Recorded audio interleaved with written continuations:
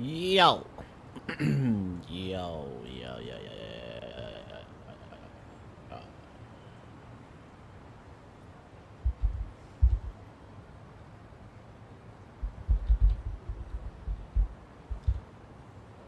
Oh.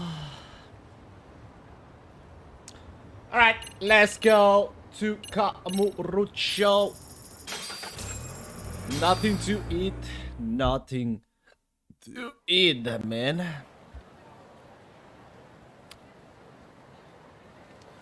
Let's go to Kamurocho. Kamurocho. What's up, Kaito-san? Something wrong? Call me crazy, but doesn't the city seem noisier to you? That's it? What the hell? Kaito senses tingling or something? Maybe they are. Well, no point trying to explain shit that doesn't make sense. Anyway, I need to go talk to Sari-san before the interview.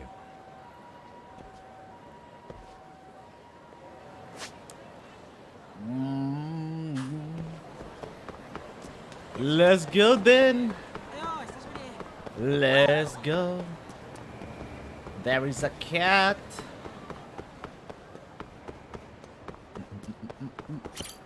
Neko. A name, huh? Snowball. Offer food. Oh wait, I'm maxed out with that? Oh shit. Come on.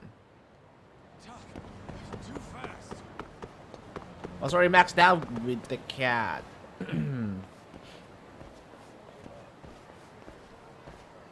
Hold on a minute, Todd. What?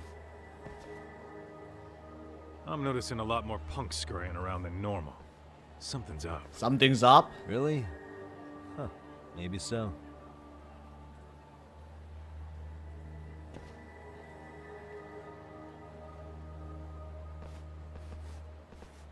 Hey, don't I know you two? You're detectives around here, ain't you? Yeah. Yeah, so what? You ever seen this guy before? Nope. A few years ago, he was the manager at some girls' bar nearby. Haven't seen this guy around, or maybe I have and I just forgot. You really need all these meatheads just to find one dude? Must be one slippery eel. Damn right he is. Now, do you know him or not? No, we don't. I'm thinking. Out of curiosity, what's a guy doing running a girls' bar? I don't think he actually ran the floor or anything. All I care about is him up and vanishing out of nowhere. So he's a missing person? Since when? 5 years ago. 5 years? I mean, disappearing from Kamurocho isn't that uncommon. 5 years? What do you really expect to find? Your guy have a name? And who gave the order to find him? You trying to be cute? We're the ones asking the questions here. Don't fuck with us. Oh, I'll fuck Who's you. fucking with who, asshole? You want to ask questions? You're gonna have to ask nice. Nice or not, information has a price. It's our bread and butter, so we don't give handouts. How about I butter your brains on the sidewalk? Straight to throwing punches, huh? Even the Yakuza treated people better than that. Fuck off! Fuck off! I'll fuck you up.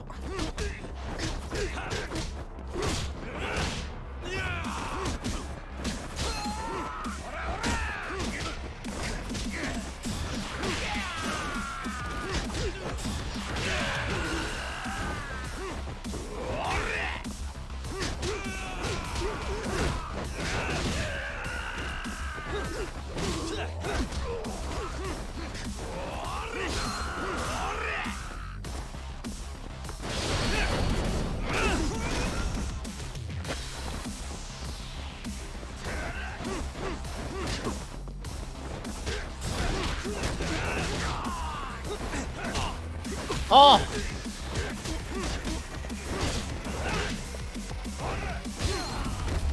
Bitch! Suck that! I'm dropping frames! Hey, what's up? The That all you guys got? That all you guys got, eh? Kamurocho Huh? used to be tough. Look at these punks.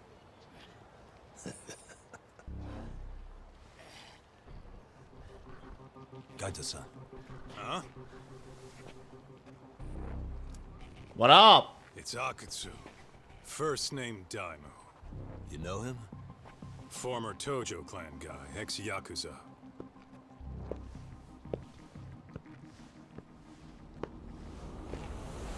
Moshy mosh. What the? Ex-Yakuza? Well, if you say so. Yagami Detective Agency. Maybe I ought to just hire you guys for this. We're looking for a guy. You heard, didn't you?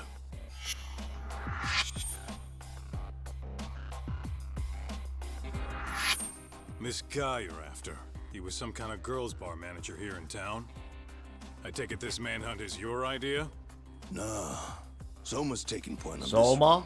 this. Came from one of his connections. There's gonna be a big pile of cash in it for whoever finds him. Practically all of Kamurocho's in on this race. And Soma is? He's the one in charge of the RK gang. Of course, he's former Tojo clan too. First name Kazuki. That's crazy. Did the whole Tojo clan join this thing? Kaito would know all about all the bullshit rules it takes to keep the Yakuza running. They'll take their cut from you and call it the honorable thing to do in the same damn breath. Right, Kaito? In this new age, wouldn't you be better off joining us? You guys are too small time to pull that shit on me. You know what else, though? In the Yakuza, if your boys went down, it was on you to get revenge for them. I don't give two shits about that these days. I would say, if there's someone disrespecting you, you might as well go get the jump on them.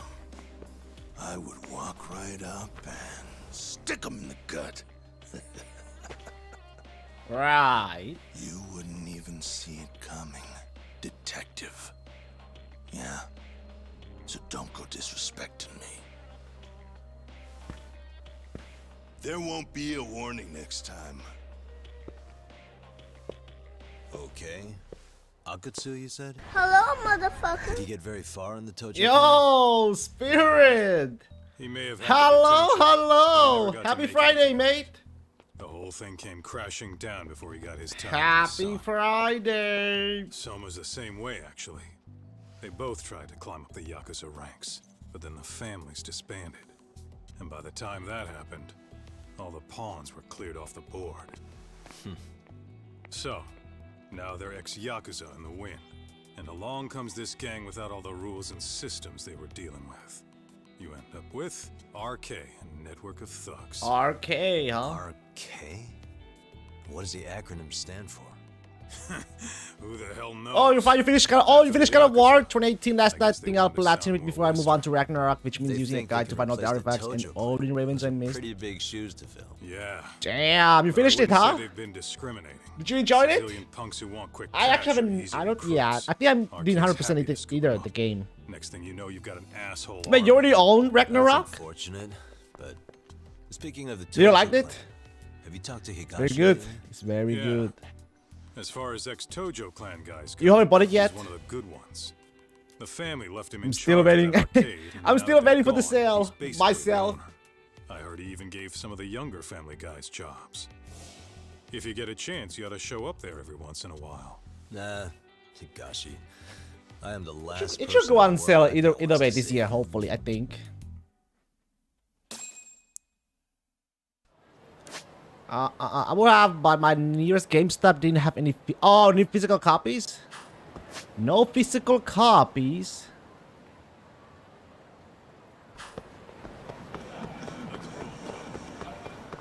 So you had to wait. Ooh. I wish you had me. What the hell? Did he just?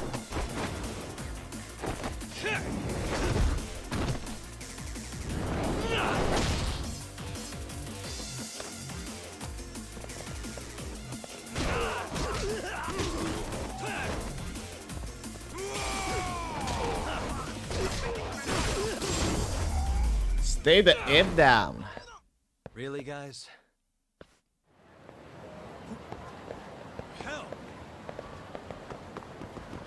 That must from Kaito was personal. So it was Kaito, right? I thought. Wait, what the fuck is that? It was Kaito who punched me, right? I wasn't seen, you know. So I saw it right. He did punch me. Great. Oh, what the fuck is this, Kamata? Here we go. Oh shit.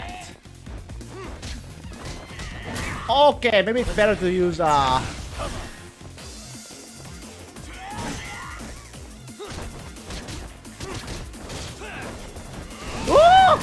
Oh my no! Huh? No! I actually my first death of the game.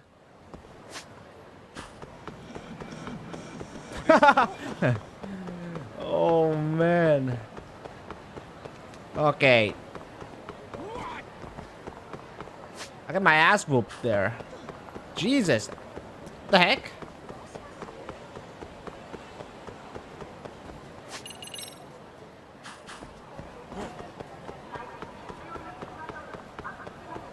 Oh, there it is again. Alright, let's try this again.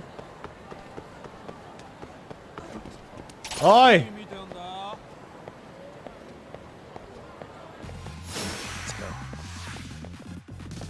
Let's have a hammer this time. Let's have a hammer this time.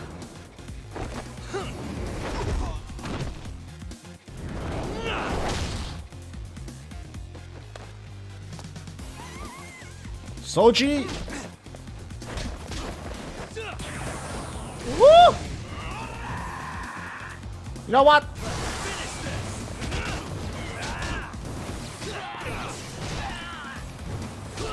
I missed my chance. I think I missed.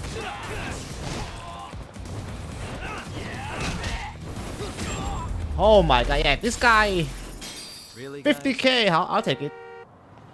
Pretty tough. Almost died there again. I almost died there again, not gonna lie. Jesus. Alright, it's been a while since we've been to Genda Law, huh?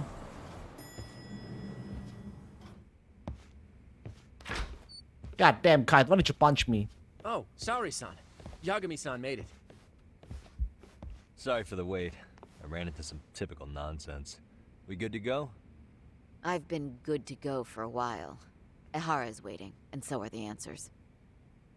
First thing we'll want to try to get is how involved he was in Mikoshiba's murder. Okay, let's go then. From the way it's been so far, I doubt he'll be eager to tell you. If he won't open up, we'll have to play the trump card. Yagami-san. Ehara won't know what hit him. I don't mind being the ace in the hole. Are you and your ego ready then, Yagami-san? Ego. What is this, Blue Lock? Well, Egoisto. this ain't my department. Fill me in back at the office, okay? I might even tidy the place up a bit if you're lucky. Lots of open bottles to polish off. Go to the detention center. Well, let's go then. Straight away. Nothing to it.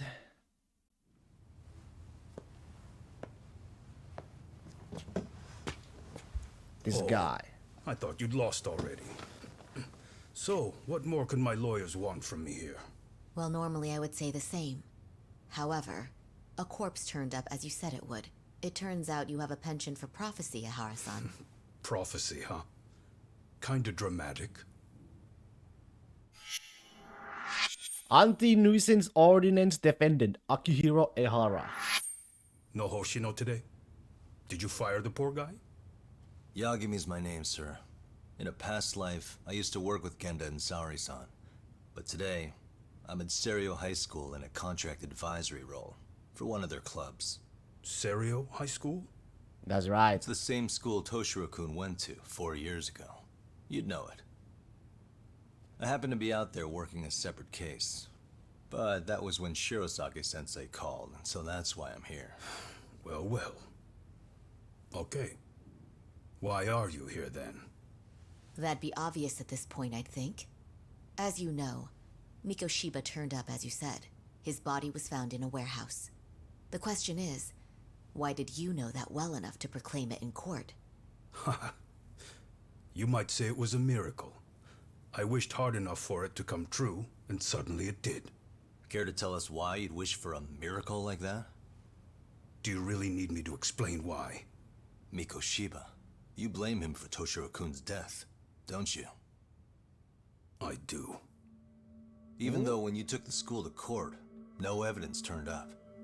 A third-party investigation found no bullying occurred, didn't it? At school, Mikoshiba tortured my son. He would beat him up.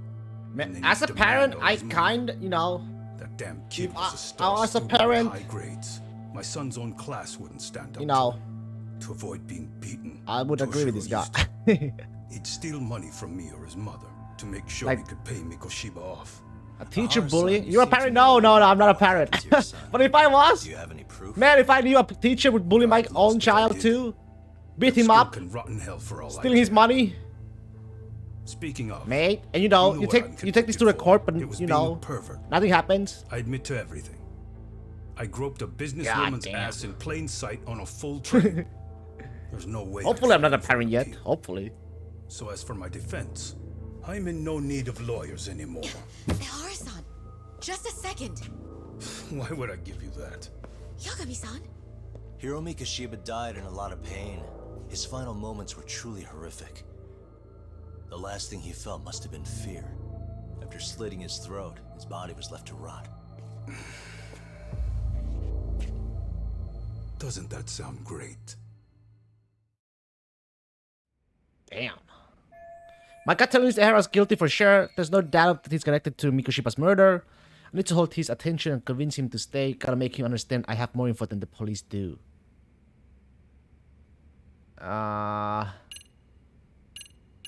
This is the one I have, right? The police don't have this one. Take a look at this. Oh, Mikoshiba. Looks like he's seen better days. Where'd you get the photo? From a teacher at Serio High. But where she got it is the interesting part. A strange woman gave it to her, said to stay away from the Mikoshiba case. You remember Sawa-sensei, yes? She transferred to Serio 4 years ago, not long before your son passed away. Yeah. The music. not a face I'd soon forget. She told the whole court he was never bullied. True. She did say But she... And it's not just her I detest. The administrators, the lawyers. It felt like choking the life right out of them. Ooh. But if anyone needed to pay, it was Mikoshiba. He got what he deserved. It's nothing short of insane that they were just gonna let him get a teaching credential. It all comes back to a flawed, broken system of laws that has no business calling itself justice. And it was you, wasn't it? You Justice. orchestrated every aspect of how Mikoshiba would die. But you didn't act alone. Who were the people behind it?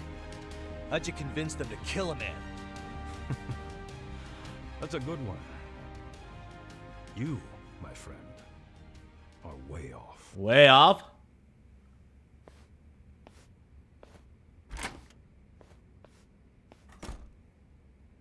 Way up, he says.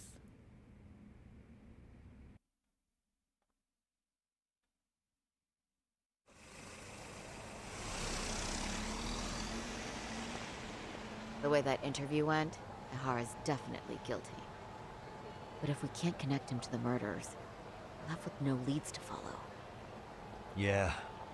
Kept that secret on lockdown, no matter what I asked. What could possibly link Ehara to those men? Damn it. And I was so close, too. To think they're still somewhere in Ijincho. I need to find them before the trail goes cold. So you're heading back to Yokohama? Not tonight. Kaito's waiting for me in the office. I'll be in town for now. Okay. If anything changes, I'll contact one of you. Okay. Somebody's calling me. Hmm? Well, this is rare. Minato-chan's calling. She's talking on the phone. Yes, hello. Yagami-san! What are you doing right now at the Mansai contest? It's. Hold on. What is it? Oh. Well, if we want to perform, we have to do it right now. What? What? No, seriously, what? You mean we have to go on stage now? Yes. Yeah, and I mean, it's not like we have to do it or anything. But our slot suddenly opened up, and they said this would be our shot to get in. And I know you have your own stuff going on, Yagami-san, so don't worry if you want to say no, I can just turn them down. Wait, just forget about me for a sec. What about you, Minato-chan? Do you want to perform today? I think so, yeah. And a huge part of me, part of me is terrified, and another part is embarrassed, but... There's another part that tells me this is my best chance to take that first step, but then I remembered the first part's end. Minato-chan started her best, and this Mansai contest is a really good opportunity. Who knows when the next one will come along. Didn't know how I can help her. Minato-chan.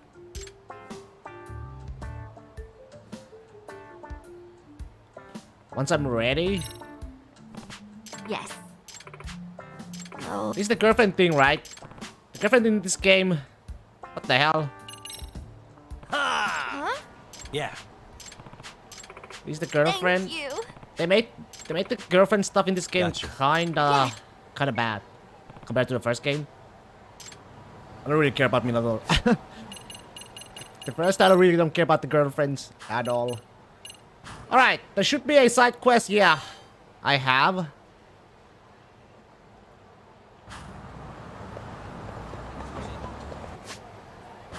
Wait, there's another one? Kamuro Nightlife, The Case of Masked Rider. Kamuro Nightlife. Oh wait, that's the Minato-chan, right? Yeah, alright, don't care about that.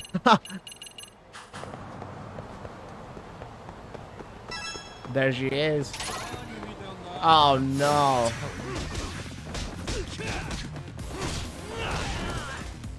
Here we go. That's Val.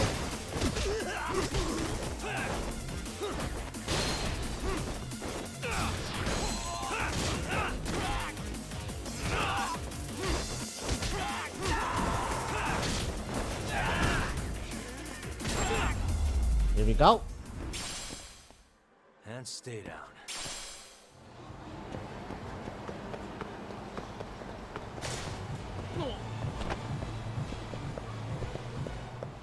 Which floor? One.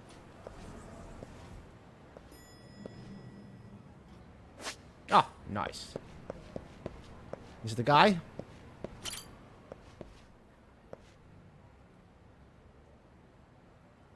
This is Kazuto Chumonshi's office, so maybe it's him. Might you be Yakami-san? Yep. Takayuki Yakami, and you must be... Shh, please just call me Okazaki while we're out here.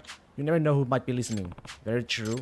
Allow me to formally introduce myself. I'm Aruto Okazaki. That's my real name, in fact. So this is the face of the Masked Rider. He's younger than I thought. Well then, Yakami-san, before we enter my workspace, I want you to promise me something. That you won't tell anyone what you're about to see. What I'm about to see. Very well, my lips are sealed. This way, please. What is this? What is this? This is the true identity of Kazuto Jumonshi. I'm not sure I understand. All the works of Kazuto Jumonshi are written by the tens of us here, including myself. In other words, Kazuto Jumonshi isn't one person. He's a group of others. Wow, a whole group? Really?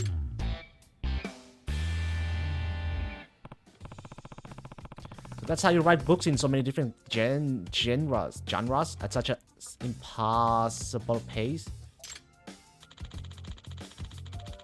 Yep, it's all due to efficiency of 10 talented authors of different personalities all writing at the same time. I see. Pretty neat trick. Oh, so this is the detective.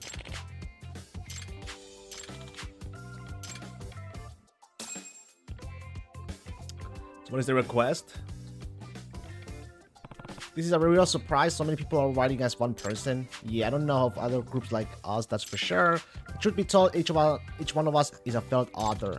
I mean, we all had a publishing debut, but never any success beyond that. Each of us nearly gave up our pens for good. So how did you come to work together? How else? Through social media. I launched our online community and ended up attracting a bunch of failed authors. And through our exchange, we came up with the idea of joint authorship, so we tried it and it worked. I see. That's interesting. And I hear your first effort was a smash hit. Oh yes, it was a masterpiece that none of us could have written on our own. It exists only because the 10 of us worked on it together. Some of us come up with a clever twist, some of us are good at dialogue, and some of us are awesome at building plot. Very true was maybe lacking one night read together, we can be a great author. Either way, Still, it doesn't seem possible for 10 people to write a coherent book. Hollywood movie scripts are often written by multiple people. It just depends on how you divide up. Do we? What's more, by managing the workload of each member, we can even work on multiple titles simultaneously. So as long as you do it right, this unique creative process ends up pretty productive. Exactly, I doubt any writer could do what we are doing. And I'm in charge of managing the members' schedules, which is something I'm great at. I used to be an editor, you know. A former editor, huh? But then, time to ask some questions. I heard that some of your ideas were plagiarized. What can you tell me about that? Okay, so it must about half a year ago. We were in the midst of polishing a manuscript we had just finished. A new mystery novel came out and it immediately became a hot topic because of this one trick which was depicted in the story. And thing was, it was nearly identical to the manuscript we were polishing. in other words, So another author beat you to the punch. Yes, and when we published hours later, we were accused of plagiarism. does that mean? A chance it was a coincidence that the contents just happened to be dissimilar. It's pretty hard to imagine because it wasn't just the trick I mentioned earlier. It was also the setting, the structure, even the characters' traits. They were all almost exactly the same. So too many similarities for it to be a mere coincidence. But if there are dozens of them like that, you can only say it was a coincidence if there'd been one thing. What the readers saw could definitely not be called a coincidence. I see. Alright, I get it. And it wasn't just that one book that plagiarized us. The same author put out 3 more books after that in succession, all with ideas that were just like ours. I should ask about the other author that's plagiarizing them. Either way, Could you tell me about this author you think is stealing your ideas? His name is Sugoruku Futaba. His first novel was published more than 10 years ago and it was a decent hit at the time.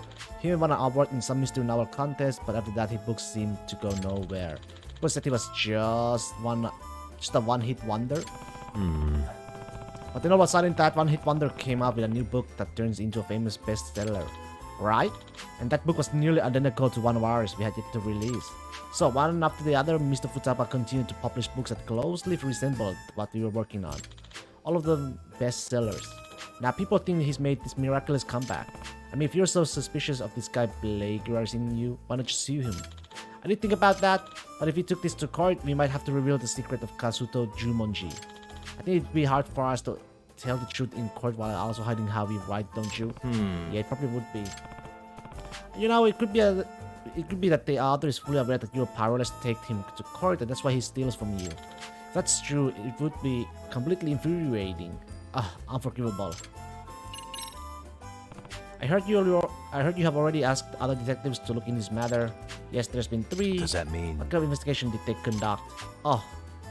They looked for ways to hack us, and whether our room was bugged. They tried really hard but couldn't find anything. None of them ever came up with anything.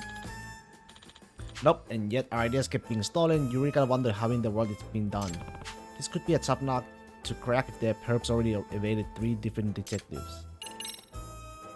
Thank you, that's all the very useful information you have provided. Excuse me. I'd like to proceed with this investigation by collecting even more info.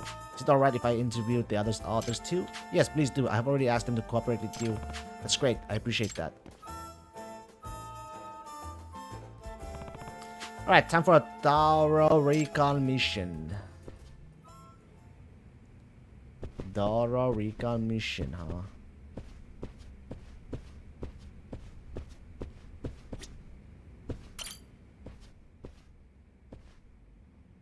Excuse me. Let's ask the rest of you some questions. Oh, Mr. Detective on the brow. I'm Mikuru Machiyama, by the way, author of many cell phone novel, books originally written on a phone. Yagami. Oh, interesting. Takayuki Yagami, nice to meet you. I'm Takahara Aihara. I may not look it, but I used to be a screenwriter for the Dunes, the pure drama. Yeah, I wrote episodes 5 through 7. You remember that priest joke Nobunaga tells? Well, Aihara-san, maybe let's save the tour of your career minuet for later. I'm Makoto Mishimura, and since we are sharing, I'm mostly a light novel author, so you're here to ask us something. Yep. I want to know if any of you have seen anything suspicious. Anything suspicious? Nah, I can't think of any. Me neither. Well, actually, there's one thing I noticed. I think Mikaru-chan changed her shampoo recently. Huh? Excuse me? Could be you have found someone special, Mikaru-chan. Ayura-san, please. Enough with the near sexual harassment. Hey, by the way, is there a meeting space for you all? Yes, it's a nice place to get refreshed, especially because talking to young women can be so exhausting. I wish you wouldn't talk about this space like it's some cabaret club. We happen to use this space for actual purposes, like idea meetings and yes, even some random chit-chat at times. That's so true. We do lots of amazing brainstorming here. I see. Okay, so you all punch ideas of each other in here. Oh yeah, Kazuto Jumonji wouldn't exist without those brainstorming sessions. We share ideas, we play to each other's strength, and we polish everything up for each other. In fact, we were doing that right before you started asking your questions. And we'll go right back to it when you're done. By the way, any chance do these brainstorm sessions take place at the same time every day? Yeah, why not? Why do you ask? Details of your work are being discussed. Those sessions are a chance for someone to eavesdrop. It would be even easier if you guys meet at the same time daily. You hit on something there. What a deduction. What that I deduced myself? I've always thought this place is bugged. But it can't be. Don't you remember they never found any evidence of that? Yeah, since the 3 detectives already came and they didn't find anything, it probably wasn't a bug. But if these guys are having a regular idea meeting, certainly a Blake realist would see them as an opportunity. What the heck? What was that a gunshot? Not again. That was probably the damn neighborhood prankster. Pranksters? Huh? Pranksters. Yeah, just a bunch of local kids lighting up firecrackers and making trouble. Probably playing a cops in Yakuza. You guys remember the last time we heard firecrackers? It was when another detective was here. That detective also thought it was a gunshot. Not surprising, a sound like that makes people think of a gang warfare. Even with the Tojo clan gone, this is still Kamurocho. Firecrackers. Last heard when a previous detective was here. That's interesting. That's interesting. I should probably go check it out.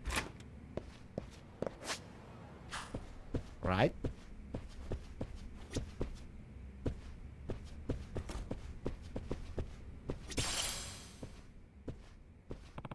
Since she's on the phone, I see I can make it, huh? Alright, we'll get some rest by. Oh, hello. Yagami. Yagami's the name. I'm the detective. I'm Remy Miyaki. I'm in charge of the love stories mostly. Sorry you heard that. Bit embarrassing for me. No. I apologize. I didn't mean to eavesdrop. I was talking to Masamichi Ichinose, one of the other members of the Kazuto Jumonji. Is he coming to work today? No, he's kind of a fickle. He has a habit of feeling down, so he's absent pretty often. He likes to come in out of the blue and surprise us, only to take off for another 2 months. Does that mean? Does he have an actual illness? Perhaps the kind of illness that makes you play games in your room all day. I see. It sounds difficult to deal with. Sure is, but he's got the talent. He comes up with the ideas nobody else could. Fresh world views, mind-blowing plot devices. He's a good at unpredictable twists too. If only he weren't so unstable. Sometimes he can be in a slump for half the year. Maybe that's just how geniuses are. I don't know. I wish we could have a stable genius. Anyway, I'm sort of his caretaker for some reason. I can't criticize him. If I were to ever chide him even a little, he'd go into a slump. What a handful.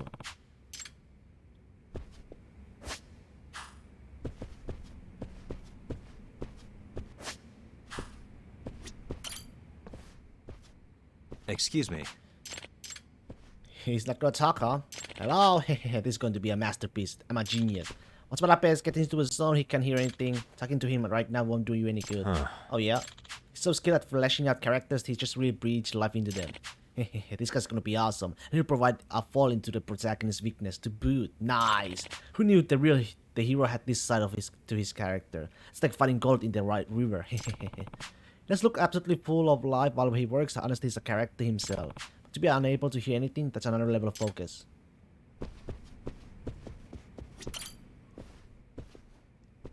Excuse me. Excuse me, I'm a detective. My name is Yagami. Can I ask you a few questions?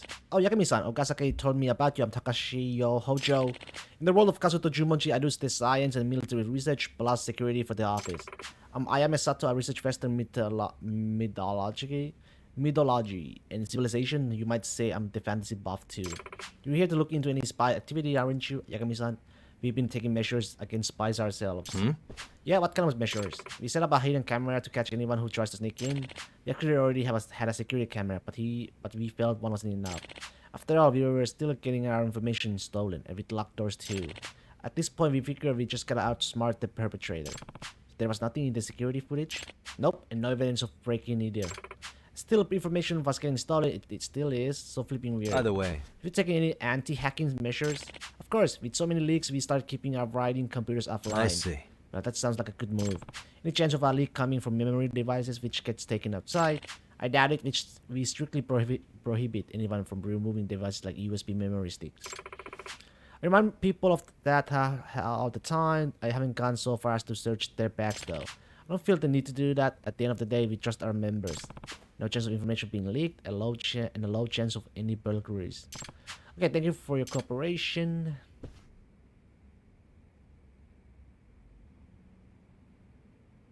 I think that's all of them. Now let me step back and figure out exactly what I know now. Chances seem pretty damn low that any wiretaps, hacks, or accidental leaks took place, so that leaves... How are things going, Yagami-san? Did you find anything? No. Nothing decisive yet. There's only one way I can think of for the book ideas to leak, and I suspect it's not because of an outsider. Should I tell Okazaki-san? It'd be careless of me to make claims without any evidence. Either way. Okazaki-san, are you sure there's only one member absent today? I see only 8 people here. Oh, really? Who's missing? I think Sanada-kun went up to the roof. Yeah, it's him, alright. Guess I don't see him. Okay, so he went up to the roof. That's fine. I'll talk to him later.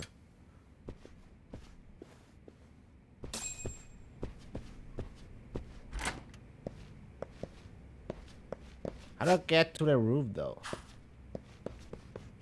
Here we go. Or not.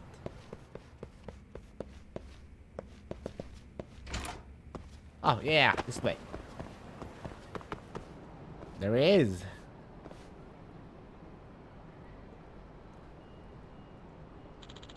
You got me, son, Yep. right? Yes, I'm going around asking around questions. Can I count on your cooperation too, son? Questions? Of course. I'm happy to cooperate. My name is Kenichi Sanada. I'm in charge of structuring in Kazuto Jumonji. What do you mean by structuring? It's like drawing a blueprint of the story. I make adjustments to the ups and downs of the drama, and I set up the foreshadowing. I kind of understand, but not really. Okay, for example, changing the order of the episodes or making a character's backstory stronger. Little tweaks like that can make a big difference in how fun and readable a story is. So my role is to keep a bird's eye view on the whole story to analyze to where we can make these improvements. I see. Okay, I'm starting to get the idea. Either way. So, Sanada-san, have you noticed anything suspicious around the office lately? Suspicious? Actually, yes. Huh? Oh, really? Can you tell me about it? What's going on? Why is he hesitating? I should press him a bit. Excuse me. Sanada-san, could you tell me what you saw that was suspicious? Please.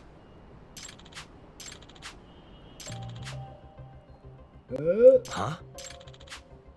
Mm-hmm. Excuse me. Does that mean... You mean the Star Wars as a single authors again? Yes, they must have finally regained their confidence because of all the hits we had as Kazuto Jumonji. Now they think they can go out on their own and write books that'll actually sell. So why don't they just do it instead of selling ideas to an outsider? What's the point of that? We're in a situation where, what should I explain first? The members of Kazuto Jumonji has signed a contract that prohibits them from going independent for at least 5 years. What? A 5-year contract? That's pretty long. Yeah, the whole intent of the contract was that each of us would focus all our energy on Kazuto in Jumonji. In exchange for accepting these severe restrictions, we all receive regular royalties. You don't have that type of thing as a single author where you were at risk of enduring long and moneyless periods in the publishing schedule, as well as your own slumps. I think that's what another benefit of working in a group with other authors. Yes, a huge benefit, one which would disappear after they're independent from Kazuto Jumonji. Remember, we envisioned all the works by Kazuto Jumonji to remain the property of Kazuto Jumonji, the corporate entity. I see. That makes it hard to strike out on your own. Yes, but if Kazuto Jumonji were to break up completely, that would be a different story. The contract stipulates that if such a thing were to happen, each author would continue to receive an equal share of their royalties. So here's what I now believe. One of the authors wanting to be independent is selling info to someone on the outside just to make us suspicious of each other. This author is trying to bring about the breakup of Kazuto Jumonji. This is why you think the suspect has to be someone on the inside. I do. I'm not totally convinced, but the motive makes sense at least. Excuse me. So who are the members who want to become independent? I'm sorry, even after all I have to just told you, I can't bring myself to sell out my co-workers. I understand. Yagami-san, I like the work we do as a Kazuto Jumonji, and I don't think I could make it on my own. Breakup is something I desperately want to prevent, so I hope you can use your investigation to shine a little light on the truth. I get it. You can leave the rest to me. Thank you. The issues are pretty complex for this little group of authors known as Kazuto Jumonji. Are you done talking to Sanada-kun? Yeah. We finished just now. You know, Yakumi-san, there was one thing I neglected to tell you. It might turn out to be nothing but... Tell me, something trivial could turn out to be a clue in the investigation. Well, it's about an odor. An odor? Yeah, the authors have been complaining about a strange smell lately. It vapes in them from some nowhere and then disappears before we can track it. Does that mean... What sort of smell is it? I would say oily. It smells like an oil. Almost like if you left out some meat for a while. That kind of oily, rancid smell. But it never comes during the meals and there's never trash or anything on the floor, so we just don't know where it could be coming from. Yeah, pretty puzzling.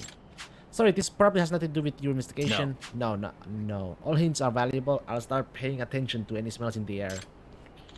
Ha, hope there are more good ones than bad. Mysterious odor, what could it be? Interesting. Head back to the office.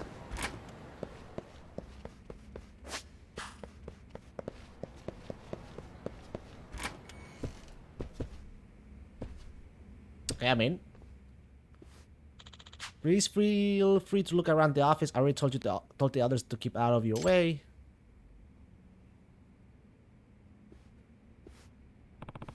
Alright, time for a good look around. The most interesting location is the meeting space where they exchange the ideas. They said no bugs or write-ups were ever found there, but maybe they missed something. The unidentified odor, I hope I can actually find out where it's coming from. Yeah, smells, we can just call... I believe in you, buddy. Who's a good boy? Who's a good boy? Let's go. How do I even...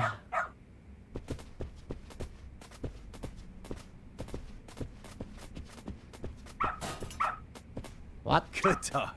Very good dog. What? Are the cigarette butts bothering you? Excuse me.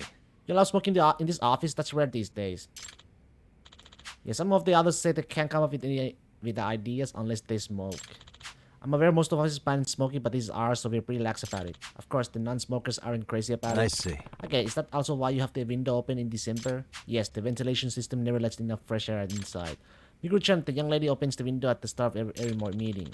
And this then the other smoke valve is all Does that mean... But wouldn't your voices leak outside? Isn't there a risk of someone overhearing? I doubt it. I mean, we're on the 3rd floor. Besides, we are not that loud, and the next building over is some distance away. Wow, he really doesn't worry about that. Okay, I think I'll look around the windows anyway. All right, let's go. Attaboy. What is it, boy? Something nearby? Okay, let me see what's going on. Hey! What are these stains? You were trying to show me these stains, huh? I wonder what they are. Does it look like a bird poo? More stains above the window. Too weird. Well. Doke! Doki! Hey. What's this? Looks like an animal fur. What's this here? Interesting. What were you thinking? You're not supposed to take data home. What? We're closing in on the deadline. Come on, just this once. No, wait. I've told you so many times. You know our ideas are being leaked, don't you? Oh, of course I know. You're not showing data to anyone, are you? What do you mean? You were saying the other day that how you can make it on your own now. What? I don't want to believe it, but... Come on, you two. Stop arguing. Yakumi-san, looks like your fears have come true, Sanda-san. The others have all gotten suspicious of each other. I haven't been able to trust them myself. Maybe the perpetrator really is among us. In any case, there's no more time to waste. I'll have to speed up my investigation. There are two strange pieces of evidence I found, the animal fur and the smelly stains. I pronounce it with one syllable. Closer to Dodge, but they always like in flow. Dog. Doggy.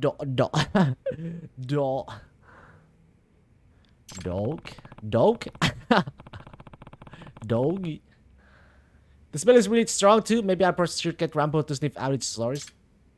All right, let's go. Wait, follow the dog?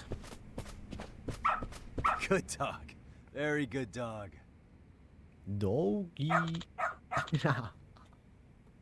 Woof woof. Huh? Does he want to go outside the room?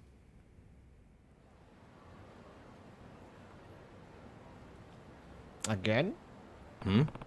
Want me to go to a rooftop? Is something up there? I wonder what it could be. Only one way to find out. You got something? This way, huh? Lead the way, boy! Doing great. Who's a This good way, boy? Doing great. You got something? Attaboy. Is that a cat food can?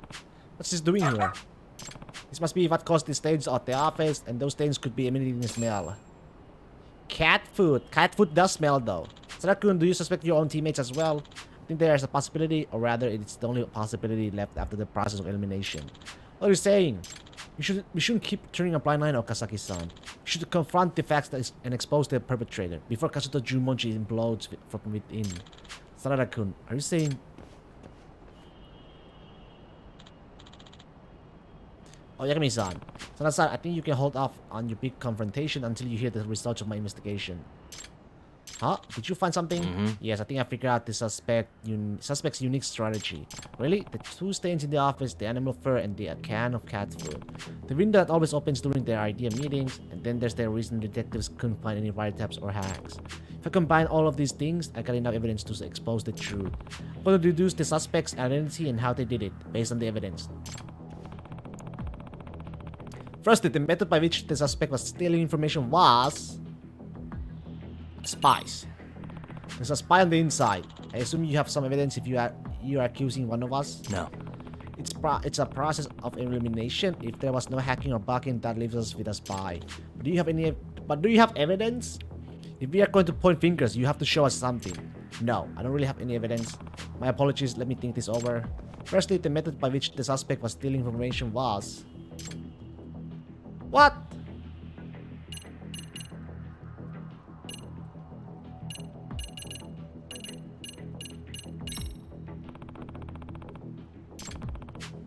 Understand your brainstorm session takes place at the same time every evening, so if someone was used to listening device various slots at the time, he could steal your ideas for his next novel. Wait, hold on. There weren't any bugs. That's right, Yagami-san. Remember the three... I don't blame them for not being able to find it, because the bug only showed up when it was needed. It showed up, listening device. Yep. Yes, the suspect thought up an ingenious way to bring it in here. You see, the key to solving this mystery was the marks left at the office. Marks? Those marks tells us how the suspect was calling his bug. Cat food. Okay, there were strange stains outside the office window and they smell like greasy meat. Outside the window, I wouldn't know what those were. Luckily, I found the source of the smell in a corner of the rooftop. Yeah, that looks like shit. Cat food? Yes, in all likelihood, the suspect dropped the cat food from this can onto the protrusion right outside the window. It was that process which stained the outside wall. So you're saying this can of cat food is what called the bug? Yep, that's exactly what I'm saying. I also found evidence which reveals the suspect's identity. Animal fur? Is that fur? A top of animal fur, it was found near the stains on the wall. This fur is most likely from a cat. A cat? Are you saying a cat was spying on us? Yep. Yes, or more precisely, a cat wearing a wire. Are you serious? And that's how they were listening in our RDA meetings? Yes, I know it's hard to believe. Come meeting time, our suspect would carry the cat up to a roof and drop cat food right outside the window. Then he would release the cat and direct it to head towards the food. Wait, hold on. Do you really think a creature as apathetic as a cat could be baited like that? No. Maybe the owner kept the cat hungry beforehand, so it would leave at the side of a food. Ah, yes. That might do the trick. Cats are snooty, but not so snooty they can ignore real hunger. Your meeting space is near the window, which is close to where the bait was placed. Moreover, you've been keeping the window open to let the cigarette smoke out. With the bugged cat sitting out right outside, your conversation is very leaked like a broken faucet. Faucet? I can hardly picture this. There's still something I'm not convinced about, Yukimi-san. Our meetings can get pretty long. Even if the cat were well trained, wouldn't it just get up and walk away after it's eating its food? Yes, I've all wondered about that too. My best guess would be sleep medication. Sleep medication? Yep. The owner might have spiked the food with sleep aids. I heard you can ask a vet for a prescription. Do you really think that the perpetrator would go that far? Yes, sure. You think he could have just hung a listening device from a string or something, but think about it. Device on a string will eventually be seen, but if someone just sees a sleeping cat, who would care? You have a point. Nobody would even think to shoot a sleeping kitty. It's a weird trick, but it's simply a new and highly effective way of hiding in plain sight. Now, having said that, if a detective were to come and investigate, the suspect would still want to keep the bug from being found. And if the cat were just outside the window, it would set off the detective's bug detector. Right, and yet the bug detector was never set off by anything, let alone a cat. We even had a detective come in immediately after an idea meeting once. How could it never have been found? Our suspect probably had a way to chase the cat away if needed. And I believe he did that even today, in the time that I've been here. What? The measures taken by the suspect to chase away the cat? Oh yeah. While I was interviewing everyone here, I heard firecrackers go off outside. I understand they went off and surprised the other detectives who came here before me. That's true, now that you mention it. Whenever a detective show up, the suspect set off the firecrackers to wake up the sleeping cat. The cat can be put in a shallow sleep by adjusting the medicine's dosage. It would suddenly awaken and hide from the noise. That's true. I used to take sleeping pills myself, but I was startled awake by an earthquake alert. In other words... Now then, all this leads me to the following conclusion. Suspect was someone on the outside, because anybody on the inside would be able to obtain information without the need of a bot. Sure, that makes sense. Are we in agreement, Sanada-kun? We are. The suspect had to be near this building as he spied on you. He had to be able to chase the cat away with a firecracker. Okazaki-san, your idea meeting is scheduled to start now, isn't it? The suspect might be nearby checking in on what we're doing, preparing to listen in on the idea meeting. A man. Well. Oh shit. Meow. Kind of scaredy cat, ain't ya? I found you! Where you going? You won't get away. Oh!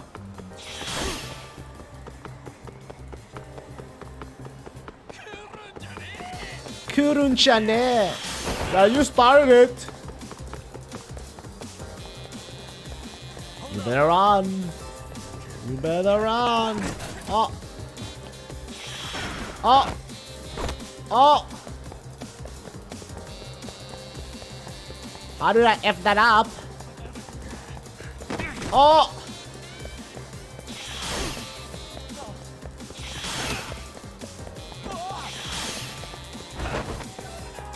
I lost him! Oh, I see him now. Hold up.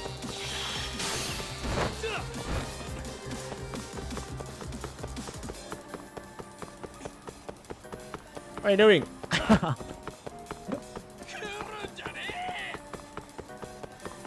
You won't get away.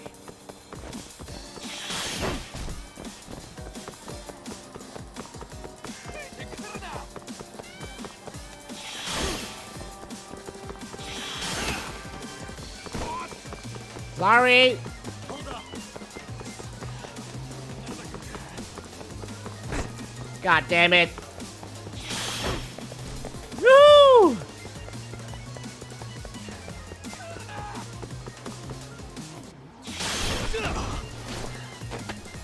Give it up already. There we go.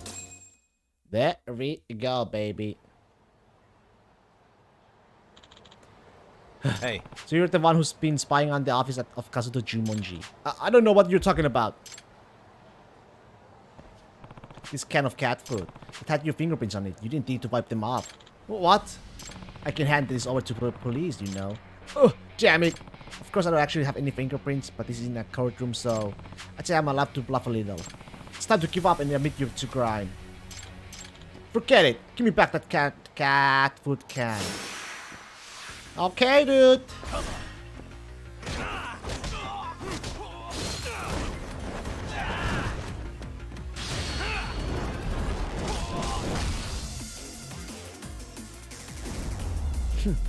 And he's out.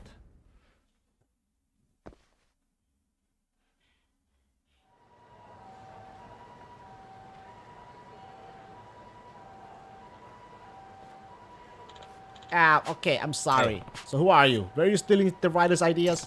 Is your name Suguro Futaba? Yagami-san, did you catch the... Oh, it's you. You know this person? Yes, this is Wataru Tenjinbashi, our editor in charge. The perp was your editor? Well, former editor to be exact. What do you mean? He was our editor until about a year ago, but we asked for him to be reassigned after he caused some trouble. Does that mean? Kind of trouble. He advertised a new book on our social media without our consent before we even decided to publish it. We're still working on the plot points, none of which had been made public.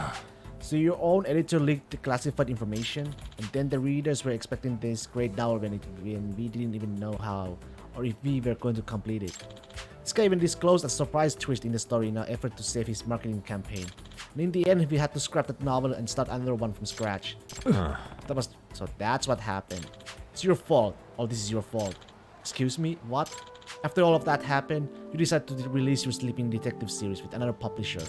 The editor-in-chief hated me for losing a feature author. He stopped giving me work until I had no choice but to resign. No way. So you took out your frustration by stealing their ideas and selling them to an unknown writer? A writer in a slum will pay anything for good ideas. And I'm sure this man took full advantage. So what are you gonna do to me? We'll leave it up to a court to decide what you'll be charged with. No. No. Alright, I'm done. That's done. Side quest. Finally, then we can move on with the main story. Thank you so much, Yakami-san. I'm just glad we were able to catch the perp. Sarada-kun, are we good now? Okazaki-san, you should know that I recognize your talent, but I cannot condone distrusting your teammates. I know that some of the others are looking to go independent. I also know that worries you. I'm sorry, ever since the Plague mess, the teamwork in Kazuto Jumonji has been in shambles. We have to start making improvements. And that starts with trusting our members and working as one. Can I count on you for that, Sanada-kun? Yes, of course. I think I'm looking forward to Kazuto Jumonji's next book.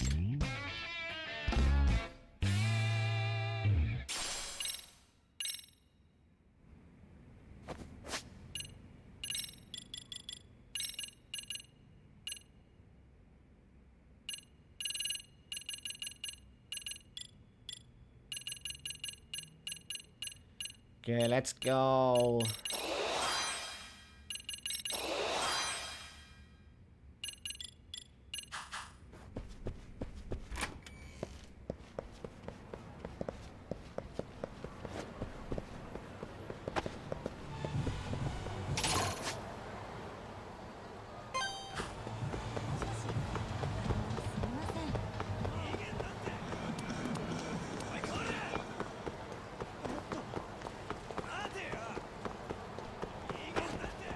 I'm not waiting.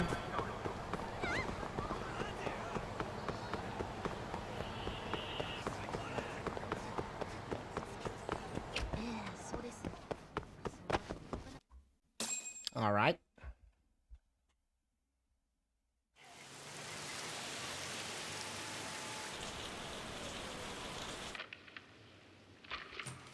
Kaito-san, I'm back. Kaito-san? Hey, did you see that email from Tsukumo? Huh? It wasn't that long ago. It's something you gotta see, though. What is it? Something happened? It's the murder footage. What? Mikoshiba's murder ended up on the internet. It's going viral on all the What? social media sites. Oh shit! You gotta forgive me. I'll do anything you want. I didn't know he'd do it. I swear. Toshiro-kun was okay. I didn't know he'd kill himself. I really didn't know. I swear I'll try to make it up to him somehow. I'll spend the rest of my life making up for it. Slit his throat? Oh yeah, baby! What the hell? Oh!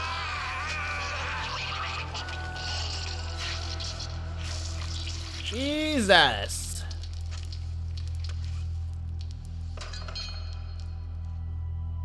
Jesus.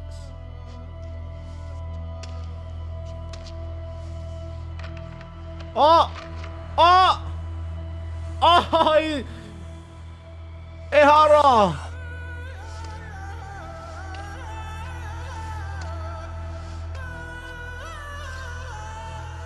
You killed... Well. has an alibi for this, doesn't he? They already found him guilty, and that's the whole reason he couldn't have killed Mikoshiba, right? But if that's the case, what the hell is this? One way or another, either this thing is staged, or his entire alibi was a massive cover-up. They can't both be true. But there's something I just can't shake. If you want my opinion on it, this looks real. I need to have another chat with O'Hara. Damn it. I'm not gonna let him get away with this.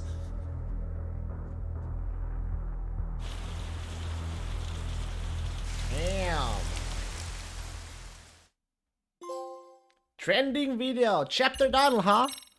Nice. Chapter 5, Double Jeopardy.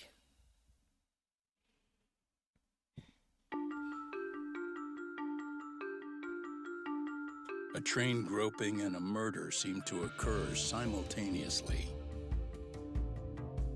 Yagami relentlessly pursues these cases, attempting to poke holes in each. After confronting Akihiro Ehara, the key figure in both crimes, he witnesses a harrowing video that provides more questions than answers. In it, a bound man pleads for his life, but his attacker, bound by vengeance, snuffs it out.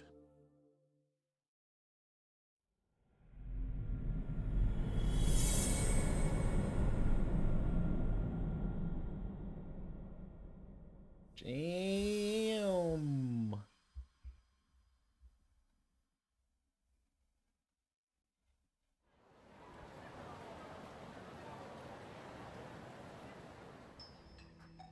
All right, bathroom break.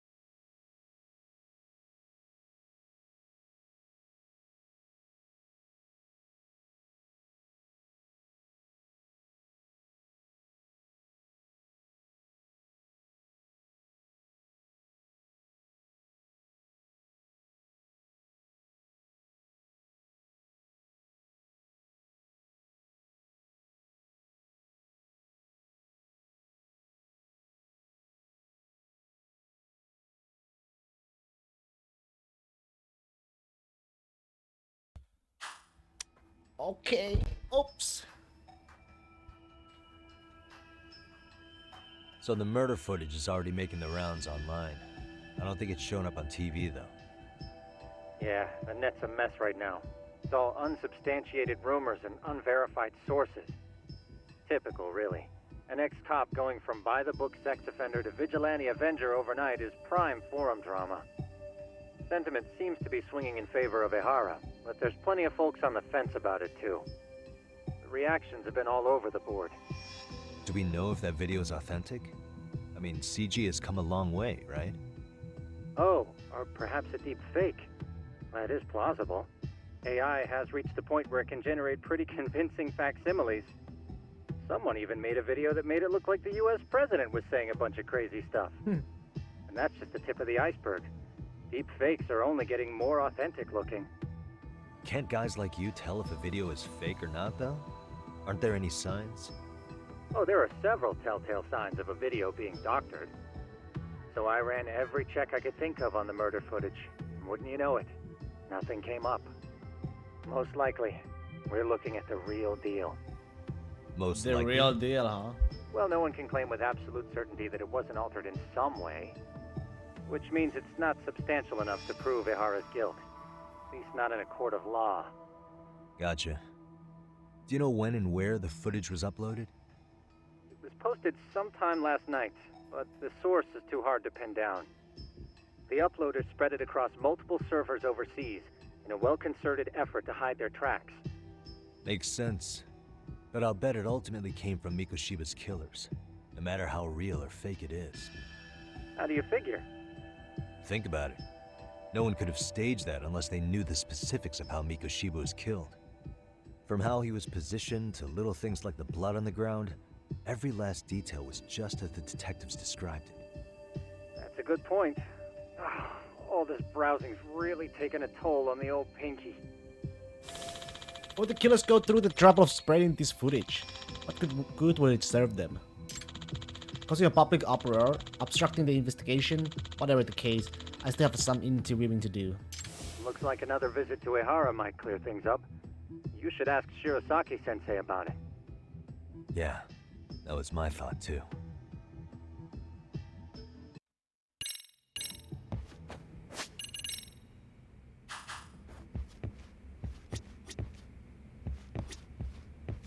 Let me get this straight. Ehara went and felt a lady up on the day Mikoshiba got killed on purpose? If that's the case, why the hell would he upload a murder confession after the fact? Is he trying to get caught? Only Ehara could answer that one for you. I want to ask him that question myself. So, we're off to see Saori-san then? Let's hit it.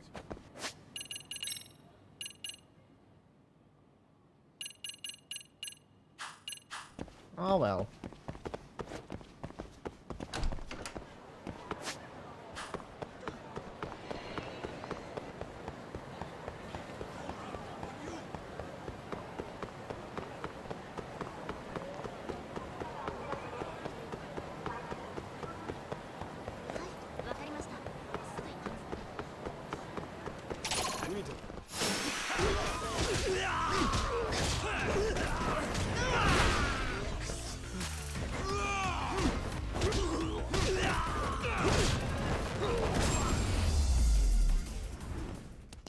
Nice. Let's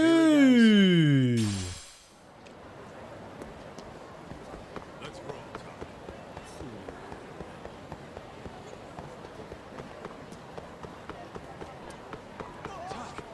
Too fast.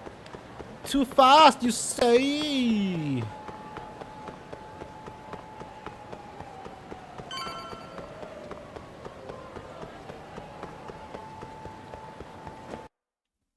All right, we're in. Oh, hold the door, please. Mafia. Mafia. It's been too damn long, Mafia-chan. Yeah. By any chance, Yagami-kun, are you working on a case for Saori? A video got leaked. It depicted a man committing a murder. Talking to Murasaki, the Mafia Fuji ex-girlfriend. Mafia is the public prosecutor for the Tokyo office. She's also best friends with Saori-san ever since college. Two talented lady hotshots of the law on opposing sides of the courtroom. Apparently they have a bit of a fan club. Are you here about the Ehara case too? Of course. The prosecutor's office is in total chaos right now. Especially the higher-ups. I'll bet. After all, they're the ones who pushed for Ehara's battery conviction. If that video is real, that would mean Ehara got them to hand him a slap on the wrist instead of a murder conviction. Yes. And it's not like the prosecution can say, "Sorry, Your Honor, we'd like a do-over," after the fact. To make matters worse, everything leading up to the trial was broadcast all over the news. Changing our tune now would undermine public trust. That's for sure. So, for the time being, our department is trying to predict how the defense will approach the situation. Hence why they sent me here to check in on my good friend Saori. Totally no strings attached. Well, that clears up a lot.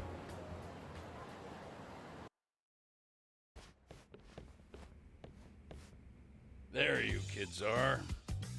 Figured you had to show up sometime. Mafia? You're caught up in this too? Yeah, she ran into us downstairs. I'm sure you can work out that I am here to spy on you. But wouldn't you like to know what we're up to as well? Are you sure that's your only motive coming here? Sorry? Something like a professional excuse to see Yagami-san? In your dreams? I had no idea Yagami-kun was involved until just now. Alright, I'll accept that. For now. Gotta say, I miss this little banter.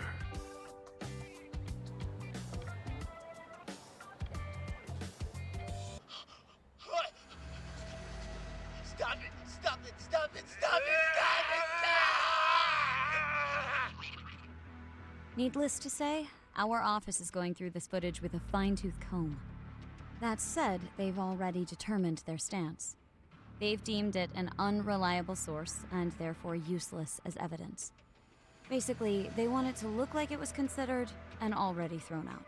Huh? So, they're not gonna verify the video? Not even question Ehara about Mikoshiba? Nothing? Nope. Not after it was proven in court that Ehara committed sexual battery on October 7th. I mean, wouldn't you say a conviction has a certain finality to it? Besides, there's no way Ehara could have murdered Mikoshiba within that limited time span. Right. Which means the murder video doesn't really add up, does it? What are you getting at? I'm saying the prosecution believes the video has been falsified. Special effects, CGI, whatever it is, we're not buying it. Huh. Furthermore, the prosecutor pushing that stance was the one who handled Ehara's trial. And that is... His name is Sadao Takano. Sadao He was the one gunning the Takano. hardest for Ehara the first time around, especially considering his officer status. He kept insisting justice be served, which got the public behind him rather quickly. He certainly looked the part of the people's prosecutor, grilling Ehara in court. So what you're saying is, Takano could never accept anything but Ehara's original sentence. Since this footage of the murder contradicts that finding, he just thinks it's a sham. Yes, and he'd add that a fair trial's result can't be challenged by some video on the internet. Well, who could honestly trust a system that changes its mind so easily? Both the prosecutor's office and the court are beholden to the case as Takano-kun presented it. But that's just sweeping the issue under the rug. It has a domino effect, too. The police are beholden to the verdict we got, so their hands are tied. This applies to both Tokyo and Kanagawa. Really? Why's that? Supposedly, they don't want to get involved with Ehara until they're sure the video is real. If they come in with a list of questions about the murder, it'll show that doubt's being cast on the original ruling. Yeah, but no one can prove that the video's real. Right. There's no way to verify the legitimacy of an untraceable video.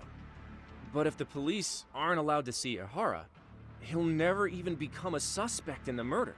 That means he's untouchable. Exactly. None of the detectives are happy about that. Especially down in Kanagawa. Their job is to bring in a suspect, but their leads are all ending up at the same dead end. Video footage of murder preventing a police investigation instead of starring one. What an absurd situation. Until recently, people were lining up to bring Ehara to justice. Yet somehow his involvement in a murder totally derailed that. Don't be so surprised. No cop would ever want to undermine a ruling based on their own findings. Anyone who wants to go against the grain's gonna need hard evidence on their side. So the case goes cold, all to save face for the court and the prosecution. If Ehara really did commit murder, it'll have been the perfect crime. This debacle only serves as proof. True. It would turn the trial into a farce. There's no way we're letting this go. But wouldn't challenging this mean going up against the entire system? Yeah. That scare ya? Not at all. In fact, I was just thinking, we're the only ones who could take a case like this. Ha! That's the good shit, kid. This whole time, we've been writing off Ehara as a convicted sexual predator. But it's looking more and more likely the court played right into his hand. As for me, I'm done being played for a fool. Then you've heard what I came to say. And with that, I will be on my way. But if you need help, just ask. I think we're good for now, but thanks. That did clear up a lot. No problem. See ya. See you. Man, was Mafuyu-chan cuter than ever, or what? Think maybe it's time to light a flame again, huh? How many times do I have to tell you? It's not like that. It's not like that. Anyway, what I'd like to do is ask Ehara about that video face to face. Any chance we could see him again? I was actually about to suggest that. One moment. It's from Ehara's prison. What? Hello? Yes, this is Shirosaki.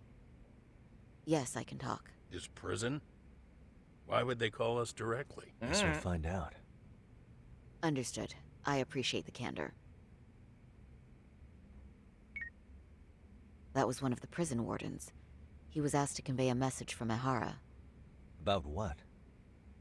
In short, he won't be speaking with his representation any further. You're joking. To be more specific, he said he's not taking any more questions. It seems he fully grasps the situation, even in custody. How is that even possible? I'm guessing the murder footage that was uploaded yesterday was also planned out in advance. That or Ehara's conspirators have to be filling him in. How else could he predict we'd try to see him again so soon? I can see either of those scenarios making sense. But only someone on the force could be leaking insider information to him like that. Damn. This shit's turning into a full-blown conspiracy, eh, Talk? Whatever it is, it's screwing up our plans. Yeah, the timing couldn't have been worse. Now what are we supposed to do? Come on. There are plenty of leads that don't involve grilling the culprit. Yeah? I'd like to hear them. Well, if it were me, I'd start with Saori-kun. Okay. The first thing I want to learn is whether Ehara is really the murderer in this footage. Given the entire sexual battery incident as an alibi, there is no way he could have murdered Mikoshiba. However, this new footage knocks the bottom out of that premise. Right. Either his alibi or the murder footage. One of the two's been fabricated. The groping or the murder right now, which one do we doubt more? I think we should revisit the harassment case. When the sentence came down in court, no one expected it to end up as a murder alibi. Plus, everyone suspected Ehara was working alone. He may have not been. All this makes a huge difference. No one would suspect a train groping to involve accomplices or alibis. The search for evidence wouldn't be as intense as for a murder. But the entire incident was caught on camera, top to bottom. There's more than enough physical evidence, too. Then we'll need to verify each and every aspect of the case. Okay, what first? Should we investigate the crime scene again? Maybe we'll discover something new if we check out the station during the crime's actual time frame. No, I think we saw everything we could there. Actually, if we're reviewing evidence, we could do that from right here, couldn't we? What catches your eye specifically? I ask because fabricated evidence would likely show signs of tampering. This would prove Ehara's alibi doesn't hold up. Time to really scrutinize this case. What evidence was Ehara trying to rely on to falsify his alibi?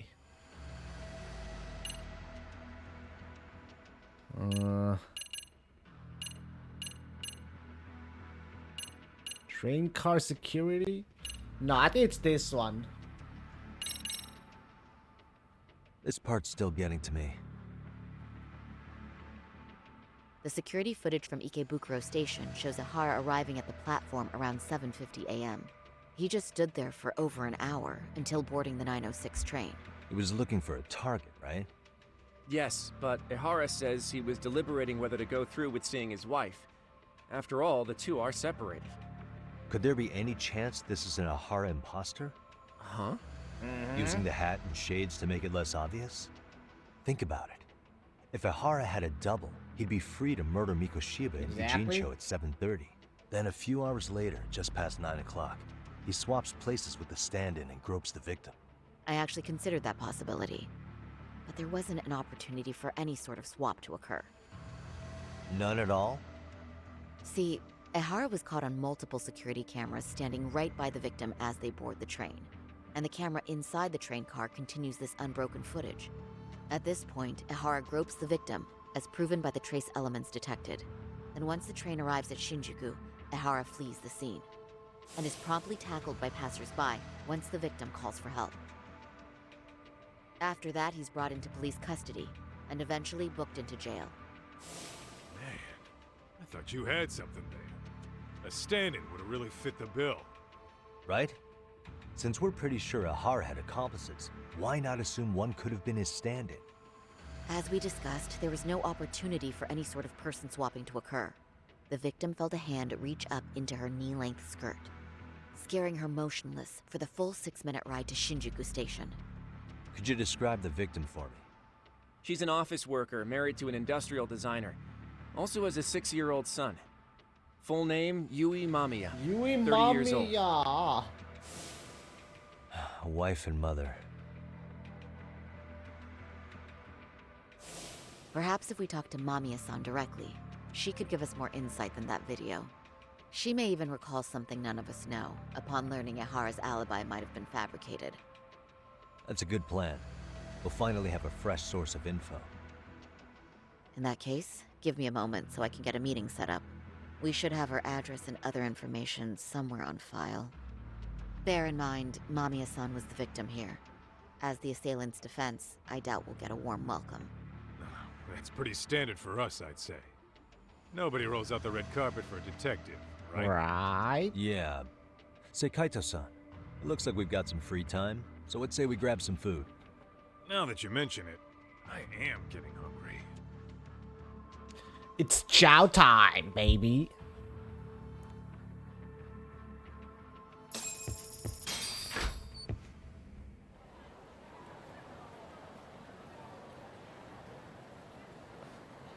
Huh.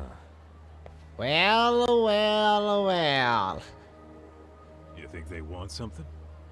Bet it's not a friendly hello. They do look like they mean business. This Arcade's idea of an ambush? How basic. Kaito-san, there's more. Over there, too. Same losers from yesterday. Guess they want to settle the score. Looks like they rounded up some buddies and waited for us to show. Well, whatever the hell they want, let's not get Genda-sensei and them involved. Follow me. Okay.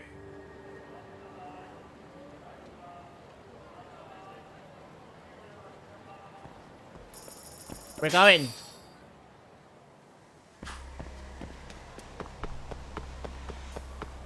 You ditching me? Yeah, I'm ditching you.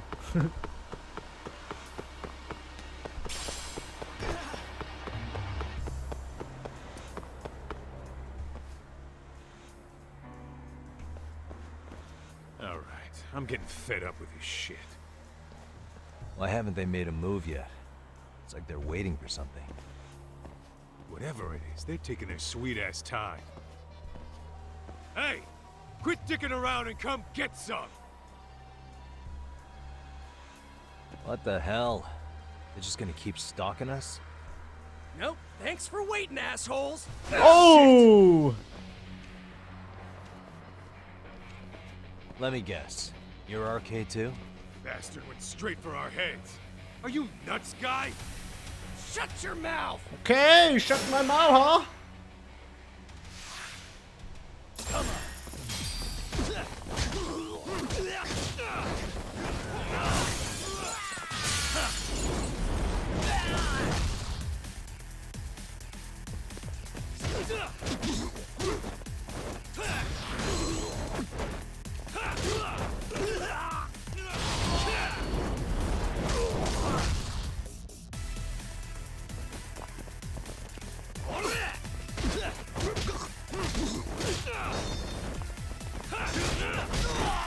Here we go.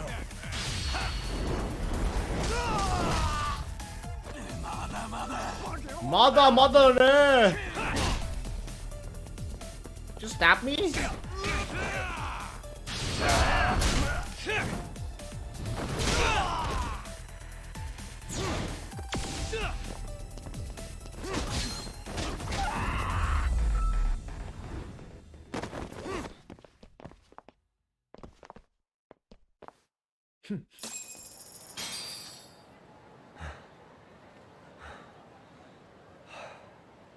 That's one down.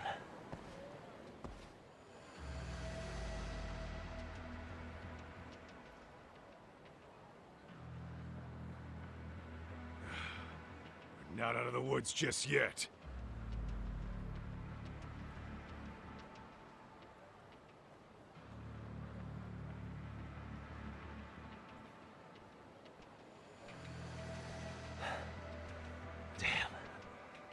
Really went all out on the backup.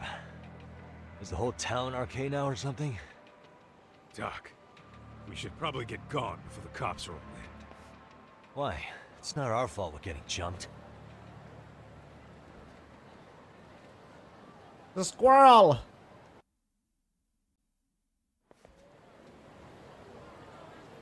Painting there. Guess their plan was to come at us in waves. I've about had it with this crap. Yeah. At this rate, we won't be meeting Sari-san and the others.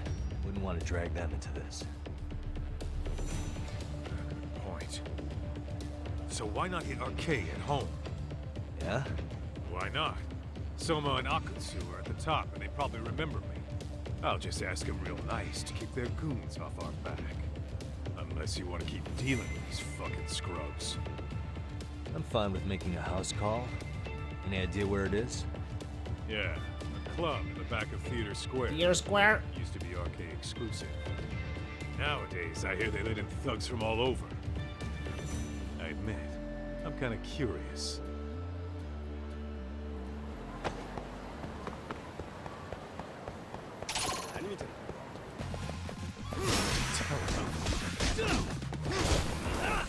Let's go.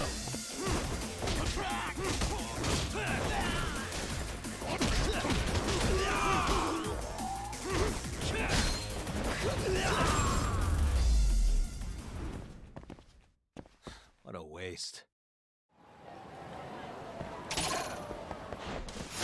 wish you had...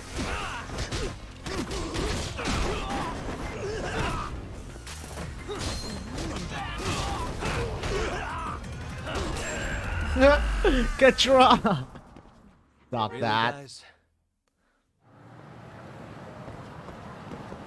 What is it?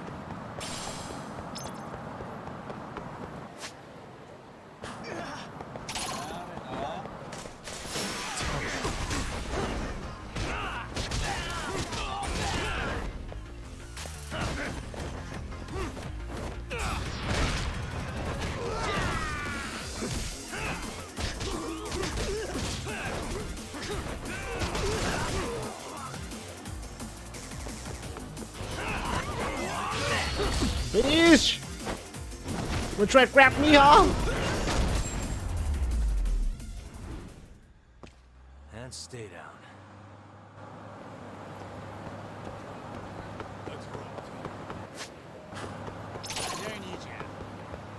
Okay, fuck this. There's everywhere, man. Although...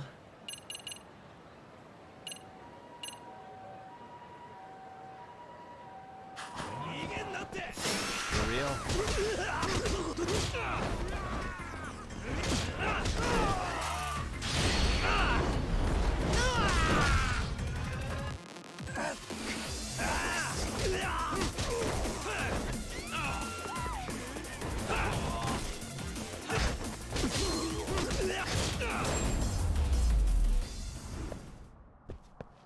What a waste. What is it?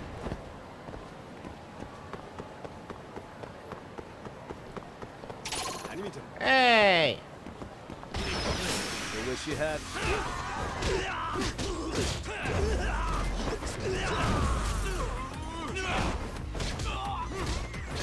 Oh, no, I did not mean to use...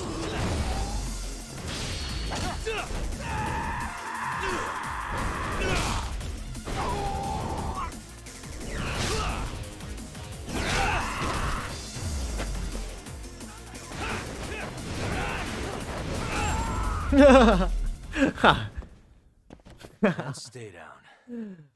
Oh. Let's hit it. Suspicious.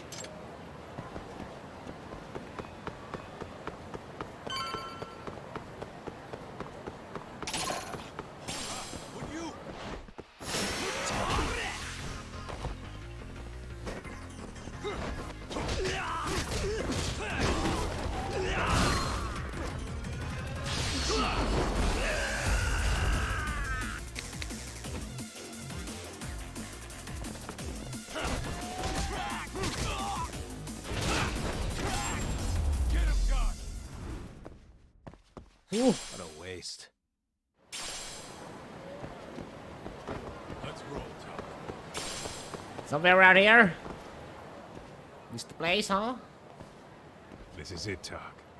Get ready to meet some shady people. Yeah, shady is definitely the operative word here. Can't imagine this place gets a lot of foot traffic. Who knew an entrance to the underground was right here in broad daylight? All right, let's get in there and be done with this.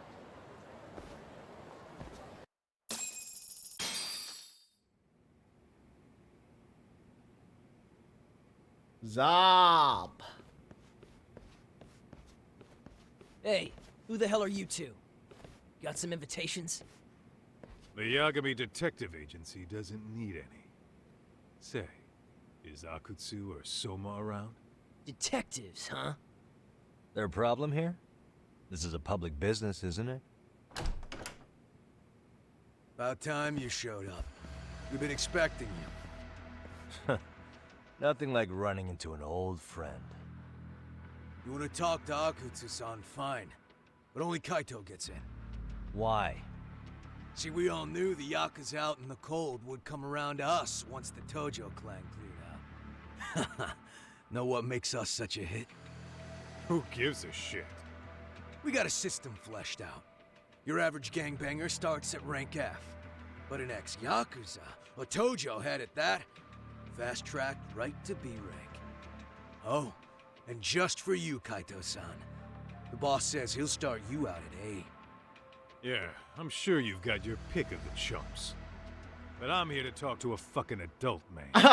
So get stepping and take me to Akutsu. Spoken like a man with some balls. I can see why Akutsu's had his eye on you. What? So I really have to just wait in the lobby? You should thank your lucky stars you're not dead yet. I don't know about this, Kaito-san. What if you need backup? Going into a gang trip without backup, that's too dangerous, even for Kaito. You have no clue how many members are back there or what they're doing. Relax, Talk. All I gotta do is talk man-to-man with Akutsu real quick, and we'll be out of here. You heard the man. Now come on. Well, if it's gonna be that quick, I'll just wait right here. Do whatever you want.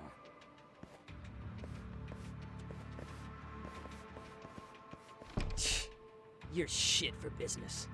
Ah, come on. Don't you want to be friends?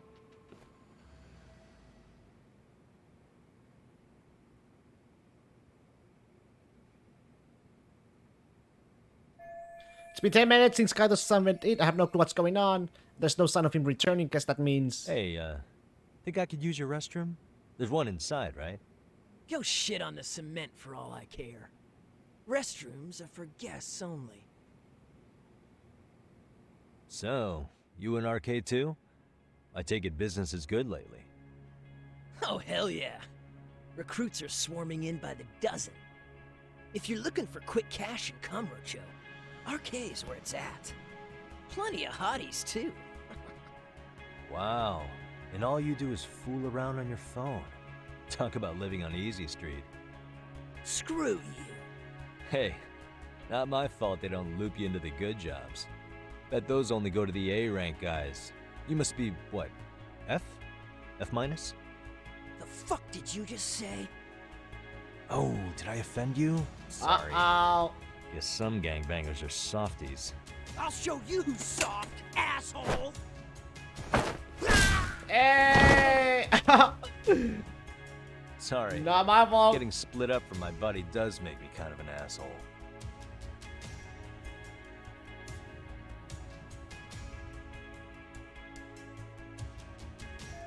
I never should have let Kaito-san come in here alone. I have to find him now.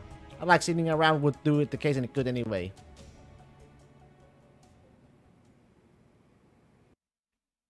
Better be careful here. The heck?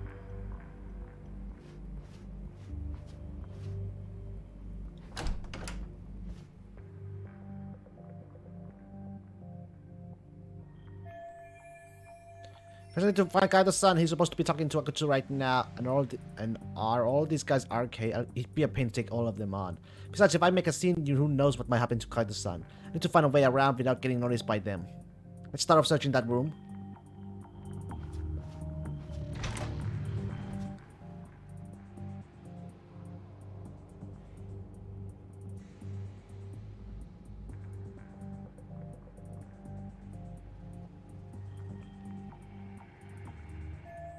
So no one is in here, and let's see if anything in here can do me some good. Suspicious. I wish I could see what was in it, but without the passcode, all I can do is stare at the thing.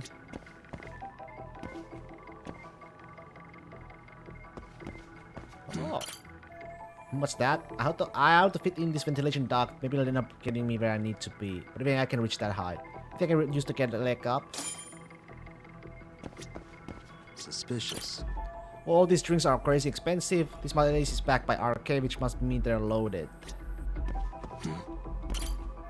Oh, a breaker panel. Maybe I can cut the lights with this, make it easy to sneak around. Ah, no good. I don't know which one to flip. I don't need to make it any harder to find Kaito-san either. The vents seem pretty loud in here, but where's the air coming from?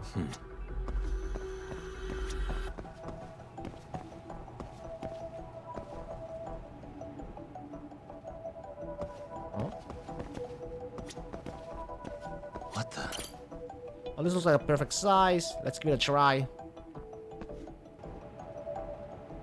Here we go. Okay, that'll do it.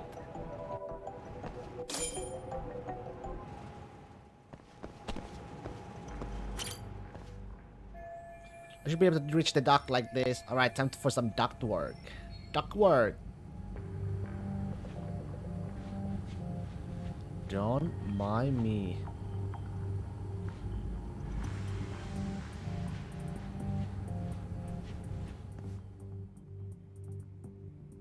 Hey, where'd that new guy get taken to? I heard Akutsu-san wanted to see him. For real? Was he taken to the VIP room then? VIP, huh? Sounds like it. I see, it looks like Kaito-san was taken to a VIP room. Even I've never gotten in there. Oh! What makes him such a big shot? VIP room seems to be that way. Alright, let's check it out.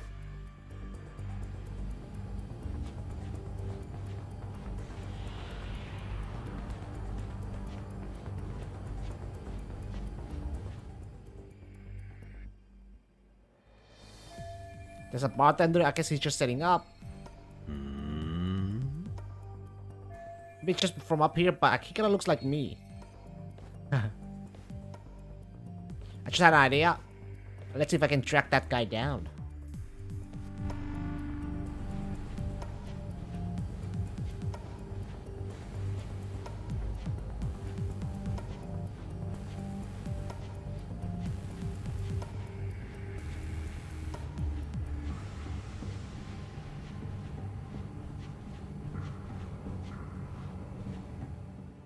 Get a piece, huh?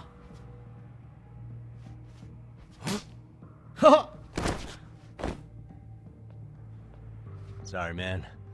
Take a quick breather.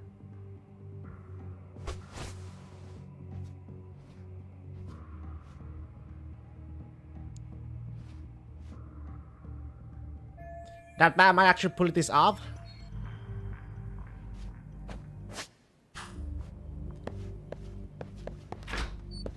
No saving in this game. Oh, what is that? Hey, can I ask you a question? What's inside the safe in the back room? Is he talking about their safe in the other room? Who knows? All I do know is that it's locked. But I heard once you hit rank C, they tell you the passcode. Oh, I didn't know that. Oh, I think I might know the passcode, actually. Huh? What do you mean? I overheard some rank B dude talking over the phone. Oh. He said the safe opens with the numbers that represent RK. Numbers that represent RK? You mean like the amount of members? Maybe? I have no idea. But he did say that R is 18. R8, R 18? Is 18? 18. I don't get it at all, man. Okay, R is 18. R is 18. Is it the order of the alphabet? The code is RK in numbers. What number would K be? This kind of reminds me of Zero Escape again. And do I add the numbers or put them in order? Well, I guess I won't know until I try them. If R is 18, K is like A, B, C. Oh! Shit.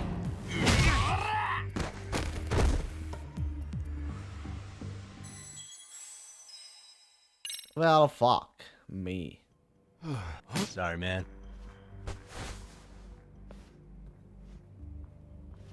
Okay, I think if I'm correct, K should be 11.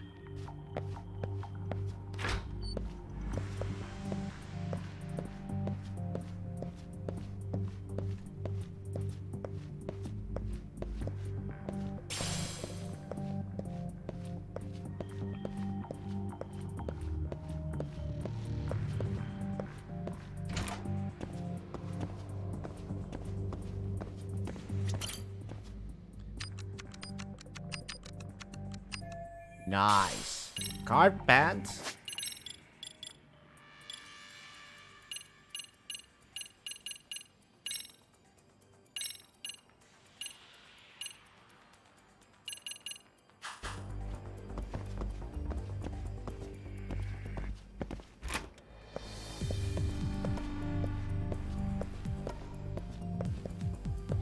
Whoa. How the fuck? How the fuck? Hello?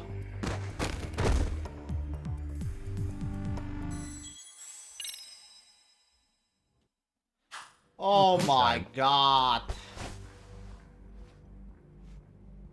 This is kinda annoying.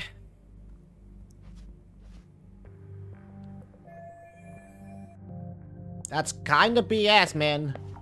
That's very BS.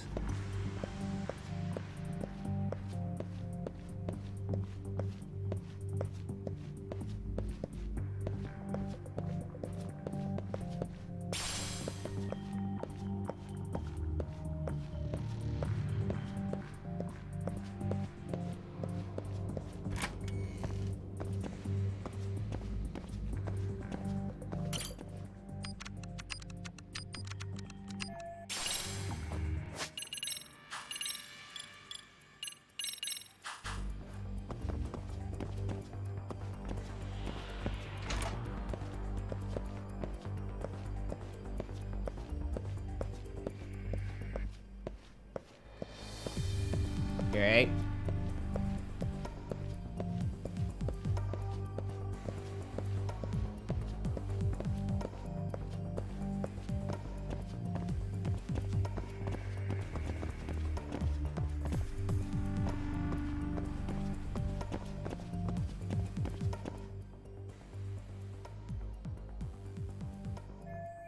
Great, even more of them hanging around. If I get around until it's all over. I better be extra careful if I have to deal with any of them. Hey, you there! Yes? Can I help you?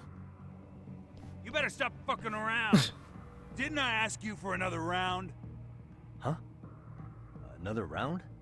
You forgot my order already? I want my bottle. Yeah, I'll get right on that. Wait a minute.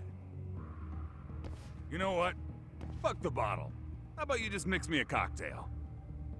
But of course. Guess I don't have any choice but to make this guy his drink. Hang on, maybe this is just what I needed. If I put him under the table with some strong booze, I can clear out of here. It's worth a shot anyway. Have you know some hangover cures, fellas?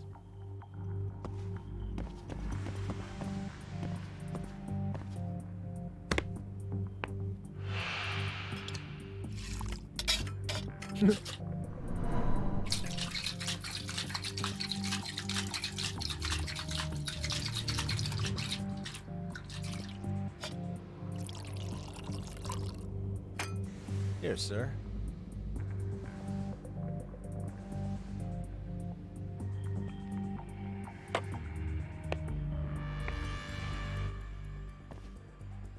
He's out. Phew, I actually managed to get through that somehow. These guys work against the one guy, but that guy looks hard to trick.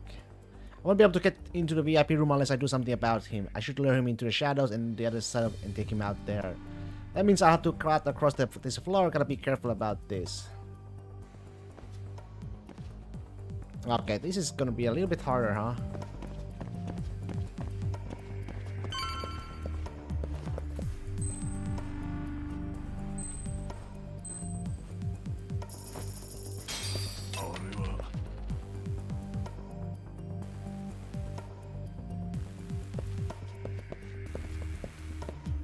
Knock this bitch out, man.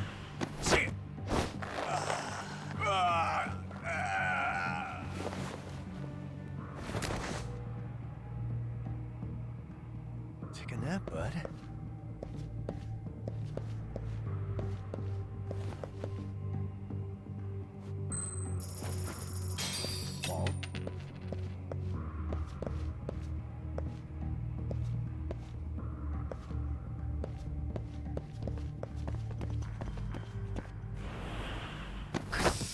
Okay.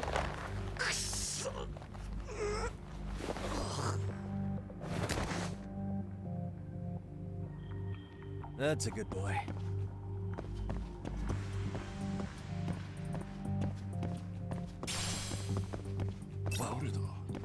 No! Oh!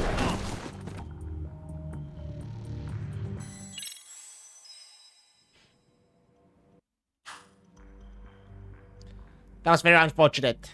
Very unfortunate.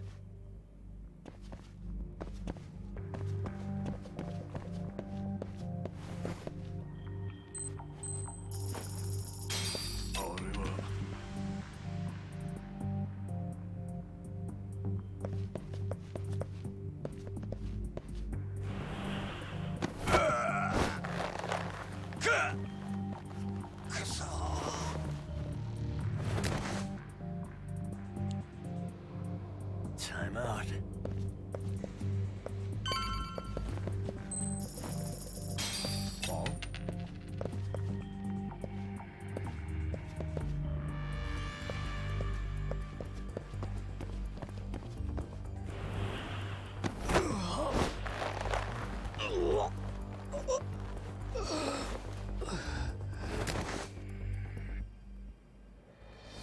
Take a nap, bud.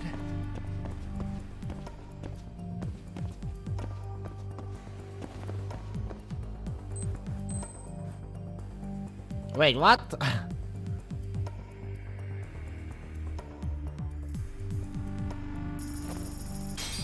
Nanda.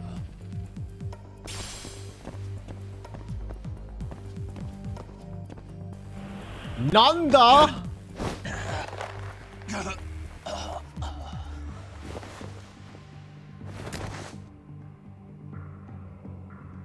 That's a good boy. Woo! We did it.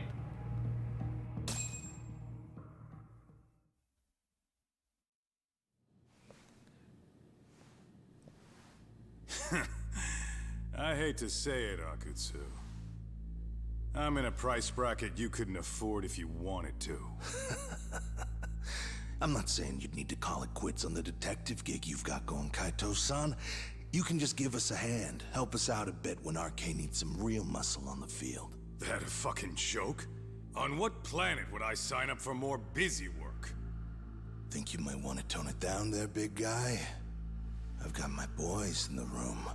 Being talked to like this isn't a good look. Why would you care how you look?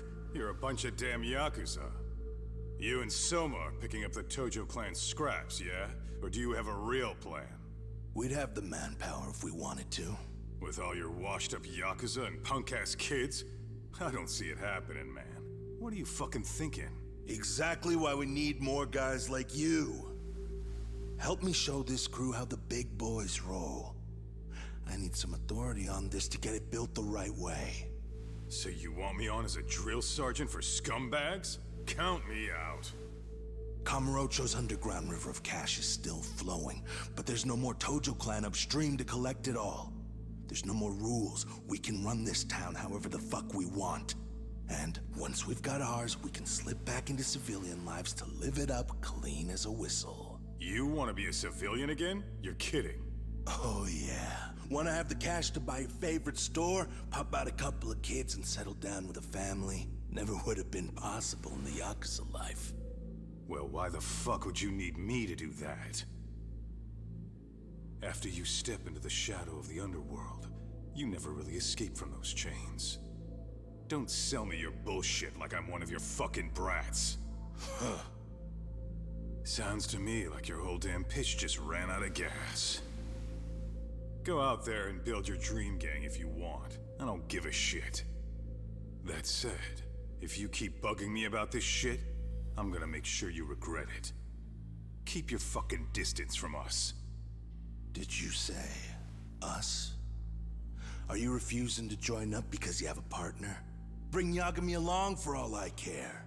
Did you hear a word of what I just said? I'd reconsider that stance if I were you. If you aren't coming along as a friend, then you're my enemy. Alright. I don't take work from assholes. Have it your way then. Hey, round up the boys. Sir. Hey! Get off your asses! You were saying? Too late for that. I knew exactly how this little chat was gonna go down. Son of Yeah, well, I knew exactly where you'd be for a chat you weren't invited to. Well, if you're done over there, shall we get back down to business? You're not walking out of here. If you don't know how to use that thing, you're gonna cut yourself, man. You sure? You fuckers are the ones who don't know shit. This whole damn town belongs to the arcade now, you know? What? Now the whole town belongs to you, huh? You fucking morons. You're gonna have to pry this town out of my hands!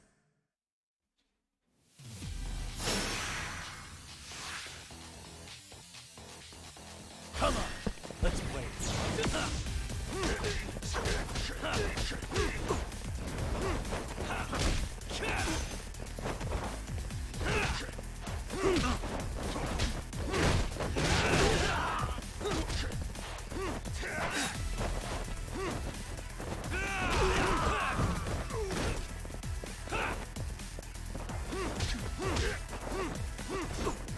The hell?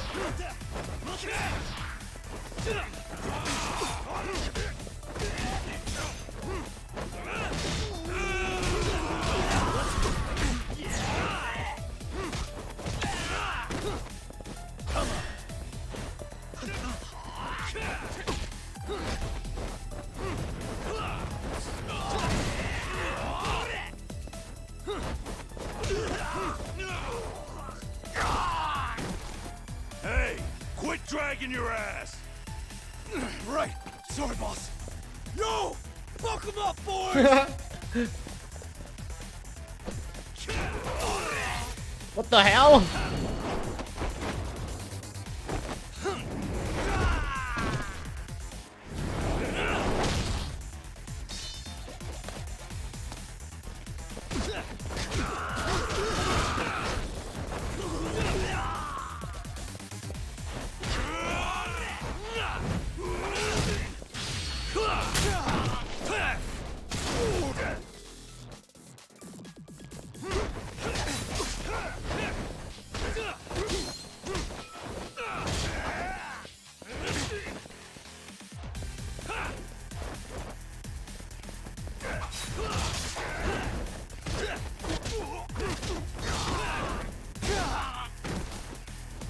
Dumbass, you down already?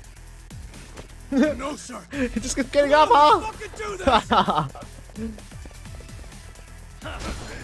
Oh!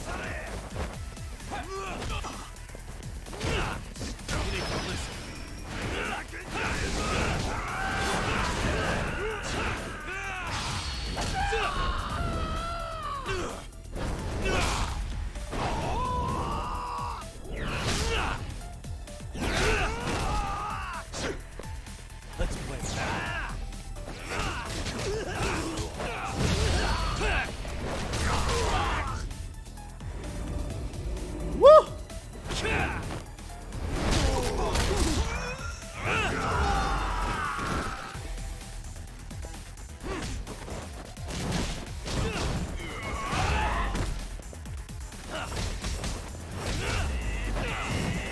Oh, he's a Nishihara? Might have to heal up actually. You know what? Let's use this.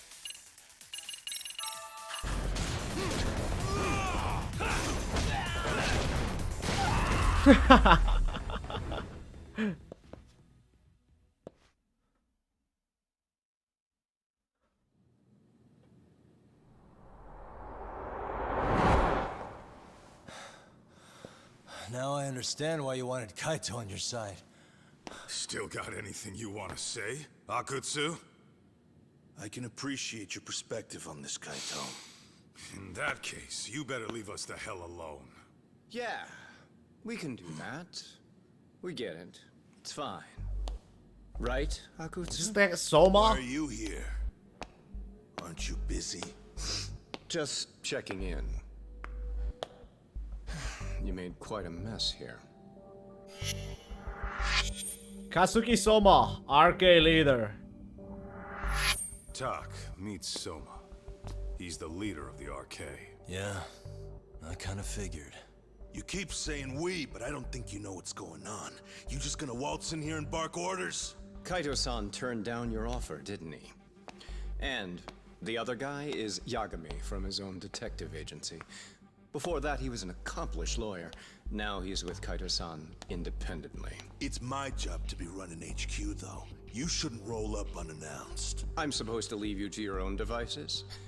I do have to check in, at least to show my face. Got a cold? It's a dust allergy, actually. Tough thing to live with. And I used to catch hell for it in the Yakuza. Quit that infernal sniffling, they'd say. Yeah, that couldn't have been easy, man. I bet they would beat the shit out of you if you didn't blow your nose. You know it. I do wish we'd had the time to work together, Kaito-san. You as well, Yagami-san. It may feel like we're a small-time outfit in the immediate term, but RK will grow. We'll show you. But in the meantime, we'll leave the two of you be. Does that work?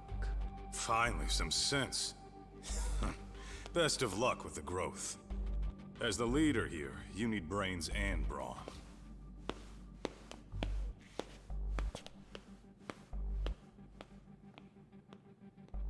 Something else? Your gang was out there searching for some guy in a picture. Oh, how'd that hunt end up turning out? He was some kind of girls' bar manager, wasn't he? It sounded like he'd disappeared from Kamurocho more than a few years back. You have any luck tracking him down? Ah, we actually found that he's unfortunately dead. Likely murdered. Considering Kamurocho's reputation and the nature of his profession, I can't say I'm all they that killed him. surprised. Got it. I guess I was just kind of curious. Always happy to oblige a detective.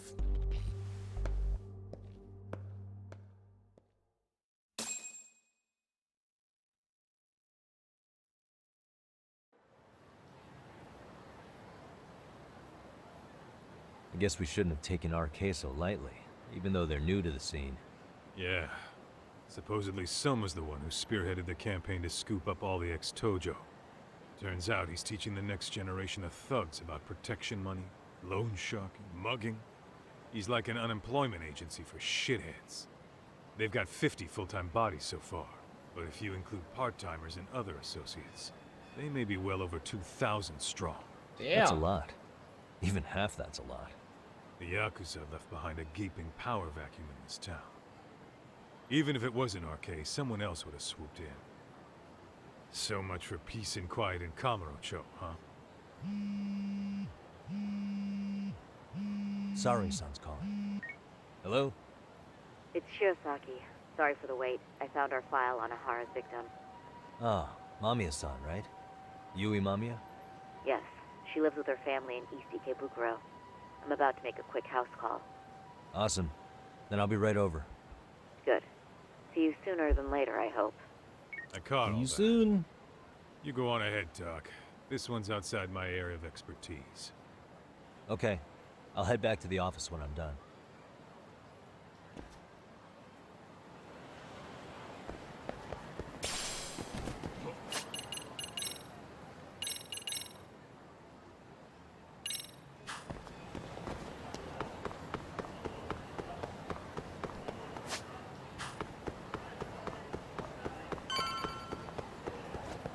Pocket tissues, then the carbon.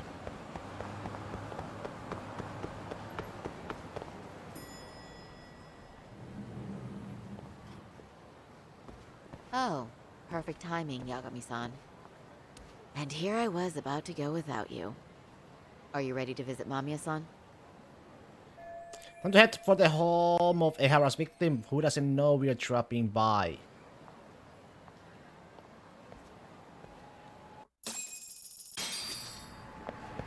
Well, the best we can hope for is that she'll hear us out.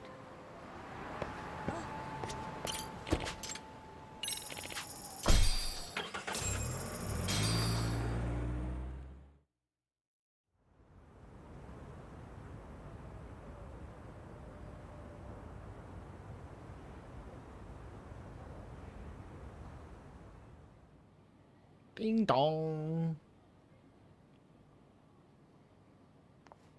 Remember, we're speaking to a victim here, Yagami-san. One whose assailant we defended in court. If we had tried to make an appointment, she probably would have declined outright. Not sure showing up unannounced is much better. So let's just hope she's willing to talk. Yes, there's no way around it. It's a risk we had to take. Well, here goes nothing. Yes? I'm Shirosaki from the Genda Law Office, the attorney for Mr. Akihiro Ehara. You may remember me from the hearings. Why are you here? Don't you know it's rude to show up at someone's door uninvited? I understand, but we have a pressing matter that directly concerns you. If we could do this another way, we would. I apologize for any inconvenience. I'm sorry, but the trial's over and done with. You know I can legally turn you away. You're right, but I'm only asking a moment of your time. Please, would you mind? Misari-san, couldn't whip up a solid approach for this? Are we really out of luck here? I don't have time for this. I'm going to have to ask you to leave. Wait, before you do that. Sorry to butt in. I'm Yagami, a detective helping Saori here out. And? I can let this be the end. I need to talk to her into opening this door somehow. Empathize with her. Empathize? Are you aware of the trending video that's leading people to believe Ehara committed murder? Thing is, the victim was confirmed to be alive in Yokohama until the morning of your own incident. And since Ehara was on the train with you, they're ruling him out as a murder suspect. So, what is it you're getting at? Just trying to ensure you're in the clear from any of that unfortunate business. If we could do this now, we'd never bother you again. All we need is 10 minutes of your time. 10 minutes? Oh, absurd. We're only trying to help. But if later would work better for you, we could always come back another time. With our supervisor, of course. That visit would probably be more formal. There'd be paperwork, audio tapes, you know the drill. You'll want to clear your schedule. I really don't have time for any of that. No, I understand, and it's entirely our fault. We thought we'd do this casually, but we really should have been more by the book. But it is a murder case, so we do have to make sure our paperwork is in order here. Now, would you prefer to schedule a date to accommodate a more formal interview? You said 10 minutes if we do it now, right? Yep. We'll make it as painless as possible. All right. Hold on. We really do appreciate it. Well, I'm impressed.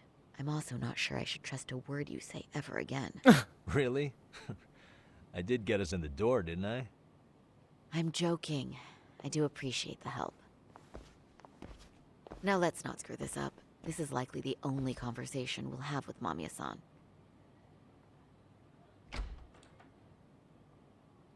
Hello. Hello. Hi there. Hi. Again, we apologize for the intrusion. Let's just get this over with already. Yui Mamiya, victim.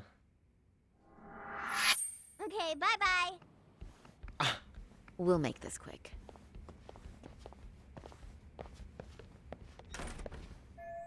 Use a conversation opener with Mamiya. Let's take a quick look around for something useful.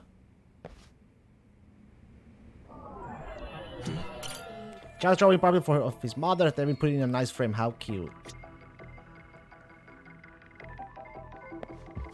What the? If I remember correctly, Mamiya lives here with her husband and son. They seem pretty happy in this picture. A children's bicycle. Obviously that belongs to a boy we just met. Suspicious. Saru Shirosaki, experienced lawyer at the Kendall law office. I practiced there too until a few years ago. Look at her now, you won't guess it, but she's even done undercover work as a hostess at a popular club. Very true, very true. Anything... What the heck? A baseball bat? Uh-huh.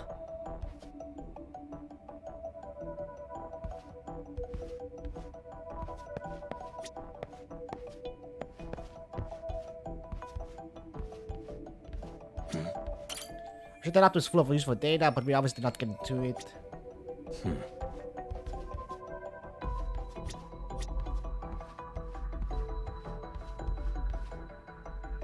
Suspicious. Quite the layout they got here. The kitchen has a clear view of the living room.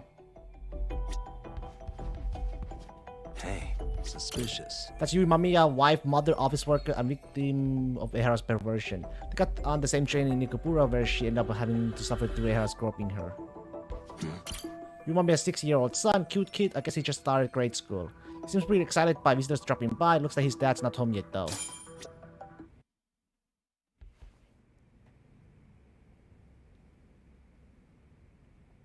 So, Doc, I've already told the police and the court everything they could want to know about that morning. I'm sorry to put you through this again, but would you mind going over those details with us? What else is left to discuss? I understand how pressured you might feel. I've gone over this so many times.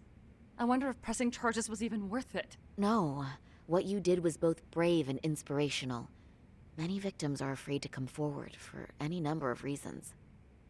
Your voice might give them courage to find their own. Ironic, hearing this from that predator's defense team. Well, perhaps. Would you mind walking us through that day from the beginning? It's nothing so mysterious. I was just on my way to work when some man grabbed my butt. That's all it was. Nothing else was out of the ordinary that day? Correct. Not to pry, but where is your husband today? Still at work? He usually doesn't get home until later. On that note, I have to feed my son, so let's get this wrapped up soon. We'll try our best to. Moving along. On that day, you and Ahara-san boarded the train bound for Ikebukuro, correct? Had you ever seen the man before then? No. At least not that I can recall. How many times must I go over this? Your lawyer friend here already knows everything I have to say. What do you gain by getting me to repeat things? Why she's so... That's the thing. Yagami-san here is a specialist. He can take whatever you repeat, analyze it, and draw up an entirely new conclusion. Right? Of course. That's exactly why I'm here. Great, now the pressure's really on. It seems to be a recurring thing lately.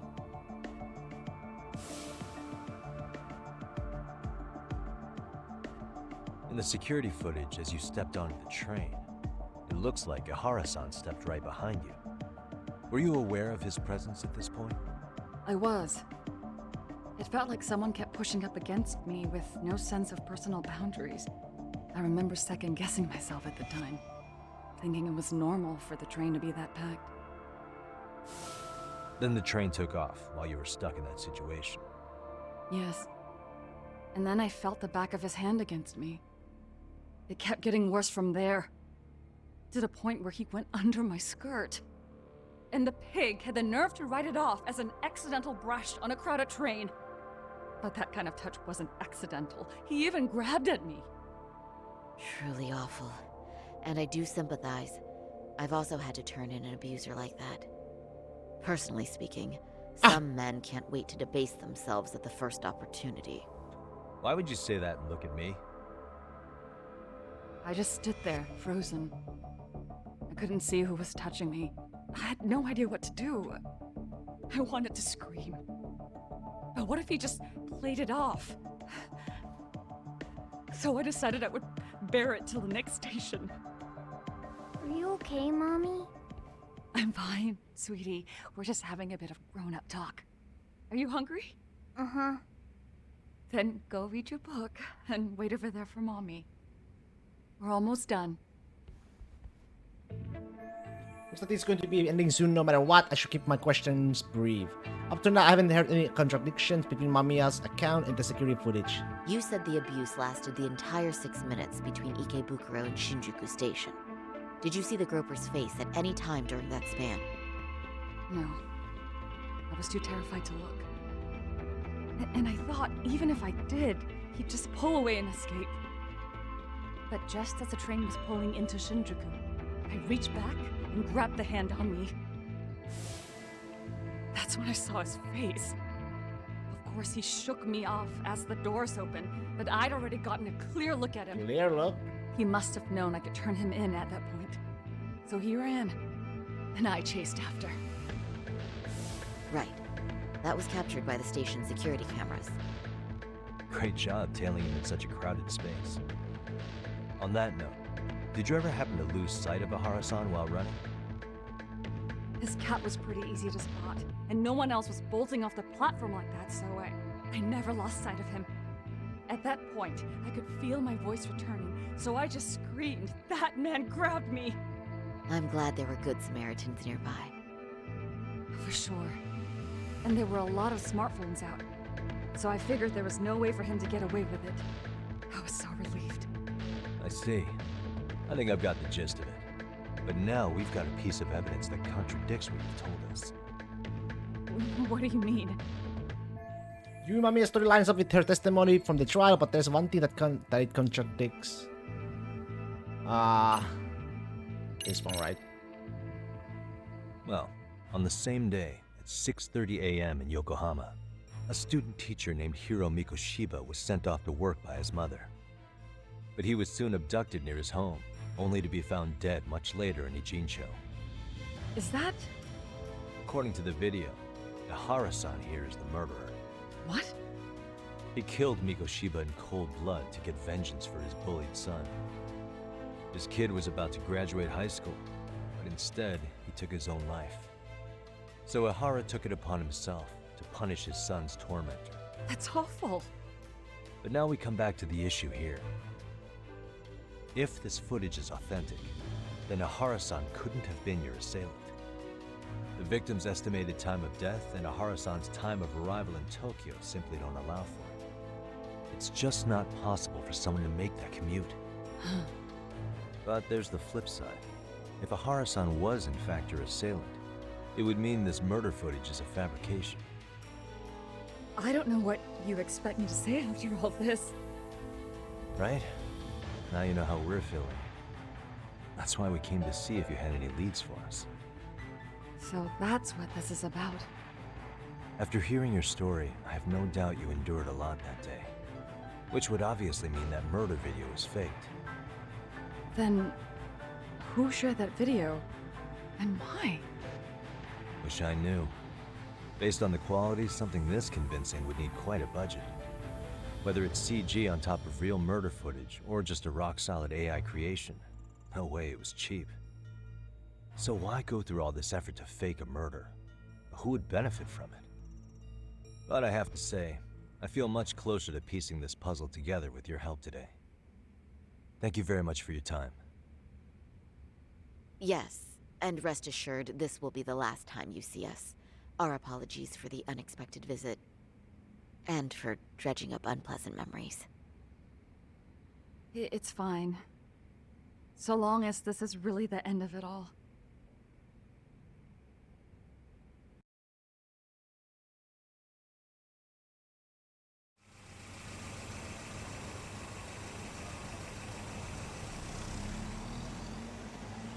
I'd like to report Mamiya-san's account to the rest of the team. Can I count on you to be there? Sure. Let me give Kaito-san a heads up. All right, then I'll see you there.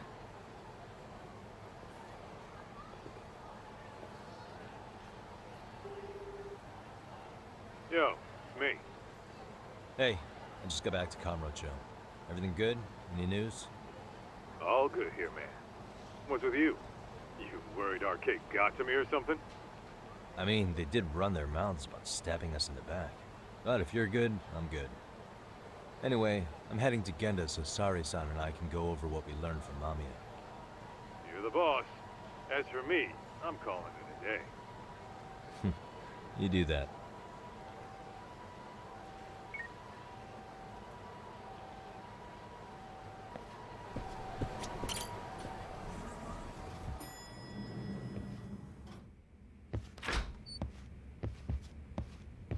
Okay, let's Are talk. we ready, Yagami-san? Let's start with our visit to Mamiya-san, if that sounds reasonable to you. Yeah, let's start there. So, the victim's story is completely in line with her court testimony, huh? That's correct. There wasn't anything new to pick up. Unfortunately. In which case, should we look into the murder video instead? Like, figure out how they made it? Let's not get ahead of ourselves here. Whether that tape's fake or real, someone had to put it online, right? Do we have any theories on who that might be? Well, the footage showed enough of the surroundings to make the crime scene clear. As somebody who's been there, I can confirm that the blood splotches match what you see in the footage. Which means... Who uploaded Era's murder footage to the internet? Accomplices, I would say. The murderer's accomplices have to be the ones who posted it for him.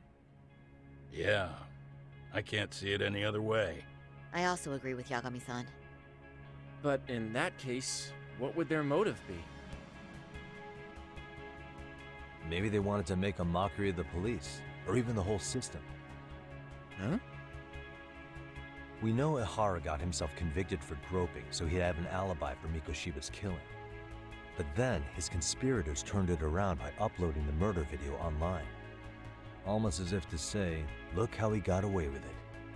I see. Yeah, that does make it sound like he's taunting them. That's well and good, but I'd like to shift gears. Let's talk about the actual fabrication of the video. How does one go about that? Well, for example, the true culprit would be taped murdering Mikoshiba. Then Ihara's face would be copied and blended onto the killers. That's how they'd approach it in a Hollywood movie. But then, wouldn't you be able to see traces of it being faked? Tsukumo-san reported that he's found nothing of the sort in his analysis. We've been down this road before. If we take the stance that the footage is fabricated, we have absolutely nothing to work with. Then let's tackle this from the stance that the video's actually real. If that's the case, there has to be a flaw in the groping issue. I think we've collected enough evidence to find it too. Before meeting with Yui Mamiya, didn't you mention the possibility of Ihara using a stand-in? Perhaps the real Ihara murdered Mikoshiba in Ijincho, then swapped places with the imposter so he could be detained. But we couldn't find an opportunity for the swap to happen, remember? From the moment he set foot on the Ikebukuro platform, Ihara was constantly on camera. But wait, that's not entirely accurate, is it? Huh? I wasn't constantly on camera between Ikebukuro Station and Shinjuku, and the proof is...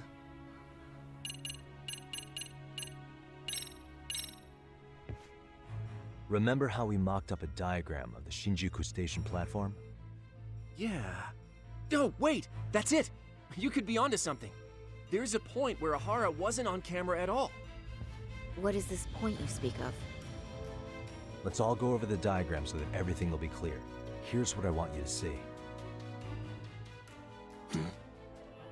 What the? Is this the spot I'm looking for? It's very brief, but there's a moment where Ihara and Mamiya-san can't be seen by the security cameras. It's right the there. The lines on the arrow represent the camera's blind spot. It does appear so. So you're saying this is where the groper, the fake Ihara, traded places with the real one? Can't say it's impossible, right? Right. Except if that actually happened, Mamiya-san would have been right behind them at the time. Could the two really swap places without her noticing? In a crowd like that, I think it's feasible. If that really was Ihara's plan, then I'd say he was being careless. Careless? How? Well, on the day of the incident, the station was packed for morning rush hour. That means there was no solid guarantee the assailant could make the switch. He could have been nailed by any random passerby before reaching the blind spot. Good point. Not only that, if Mamiya-san had called for help while the train was still moving, then the first Ihara would have been caught before even reaching the platform. Oh, I mean, yeah! Called it. Think about it, Yagami-san. Why would Ihara's accomplices meticulously plan out every last detail of this alibi, only to leave such a crucial component to chance, as Hoshino-kun pointed out? Oh, just doing my job. True. Good work, Hoshino-kun. In fact, I think that may back up my own take on it. Yeah? What if everything, including the appearance of leaving the plan to chance, was part of the plan? Can you expound on that? I'm saying I agree that such an airtight alibi wouldn't have allowed for contingencies. And that takes the question to another level. Just how far did they line up the pieces in advance to make the swap work? Are you saying there's more to it than we discussed? What did we miss? Everything on the day of the murder is including the train groping was planned from the start to finish. What else can we possibly deduce?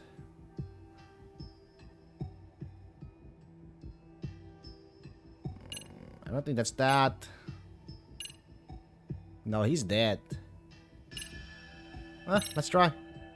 I know this won't go over well, but what if Mamiya was colluding with Ihara all along? Huh? Bear with me. Let's say Mamiya was in on this and knew about the imposter in advance. If that's the case, a swap could happen right in front of her and no one but the three of them would know. You're saying the victim of a groping conspired with her assailant beforehand? That's ridiculous. Yeah, you never know. It's not a suggestion I'm fond of, but I have to consider the possibility of a Mamiya playing a part in this conspiracy. Let me just say, I'm only trying to work out how a swap like that would be guaranteed to work. Now, if Ihara and his stand-in both know that Mamiya will pretend not to have seen them, they can trade places in the blind spot with impunity. Conversely, if Mamiya wasn't in on the plan, the idea of a swap would never work. We can say with certainty that she would have seen the swap, so... she could have even called attention to the real Ihara the moment he stepped in. That way, the people around her would be focused on chasing the correct assailant. The rest is as we know it. They caught Ihara and detained him until the police showed up. Hold that thought. If your theory is accurate, what about Ihara's trace evidence? Remember that fibers of the victim's underwear were detected on his hand. Well, that can also be explained by Mamiya being in on the plan. For example, while the stand-in was showing himself at the security cameras, Mamiya could have easily provided Ihara access to a pair of underwear at the same time. Maybe the stand-in loitered around for so long because he was letting everyone else get themselves in place. It's not impossible. Big brain. We can work out the other details later. But the point is, Ihara's murder alibi is shot if Mamiya was involved. In summary, it's possible Ihara disgraced himself to secure an unshakable alibi for Mikoshiba's murder.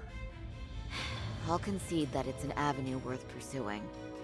And when it comes to the prosecution, they can't just admit they got the first case so wrong. Plus, they can't question Ihara about Mikoshiba's murder. In fact, their only option is to claim the tape was faked. So he managed to make a farce out of the system after all. Well, his court case for his son's bullying did get more or less thrown out, didn't it?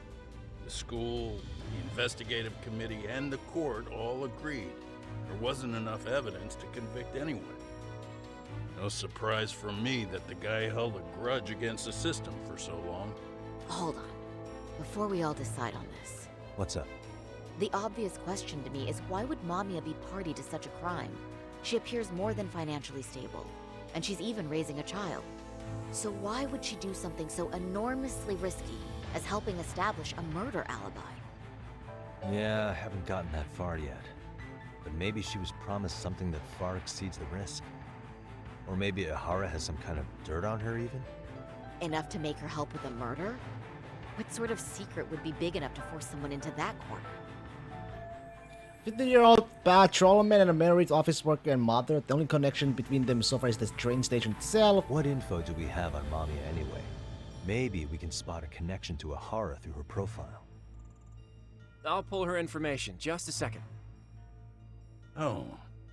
I just thought of something else those two would have guaranteed by working together. What's that? If Ihara wanted to use this crime as a murder alibi, he needed it to blow up into the public eye. But if he had chosen a victim who stayed silent, then nothing would have come of it.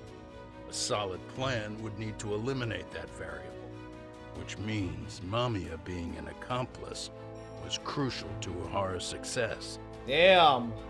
That's true. Looks like Ihara pulled one over on the prosecution then. Had his accomplices right where he wanted them, even his victim. Once we learn how he's connected to Mamiya, we can root out the rest of his team. Let's see. According to her file, her maiden name is Yui Suzuki. 30 years old, so that's consistent. Originally from Ota, Tokyo. Attended a private high school called Kurakawa Academy. Kurakawa? Later graduated from Toto University. Huh. Met her husband on the job, apparently. Her husband, Taichi Mamiya, is an industrial designer at Techno Zeta Inc. 6 years ago, she gave birth to their only son, Sota-kun, who's now in first grade. Hold on. You said she went to Kurakawa Academy? I heard that name in Ijincho. If I recall correctly...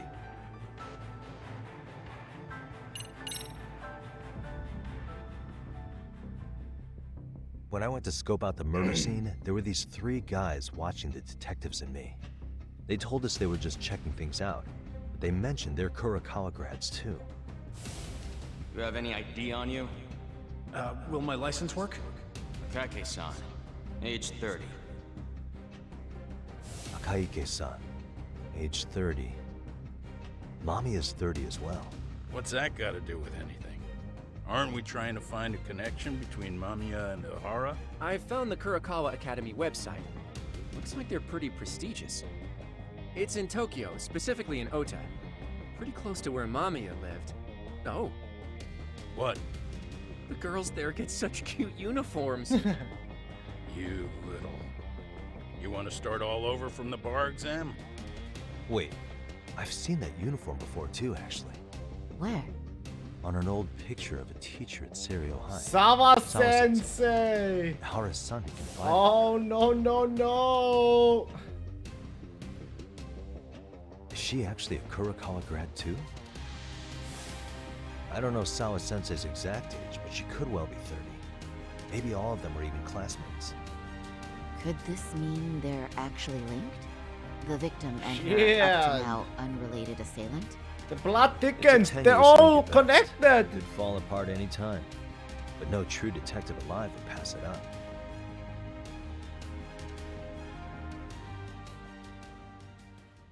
I'll make double save just in case, you know. Chapter 6, huh? Converging Heat.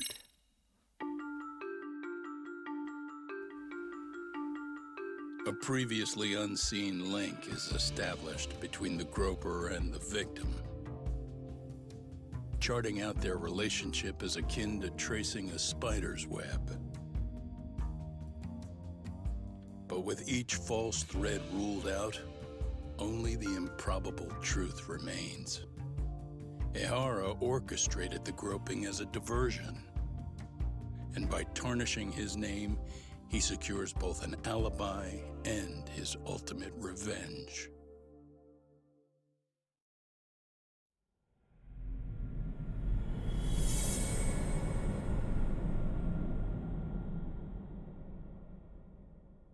Converging Heat.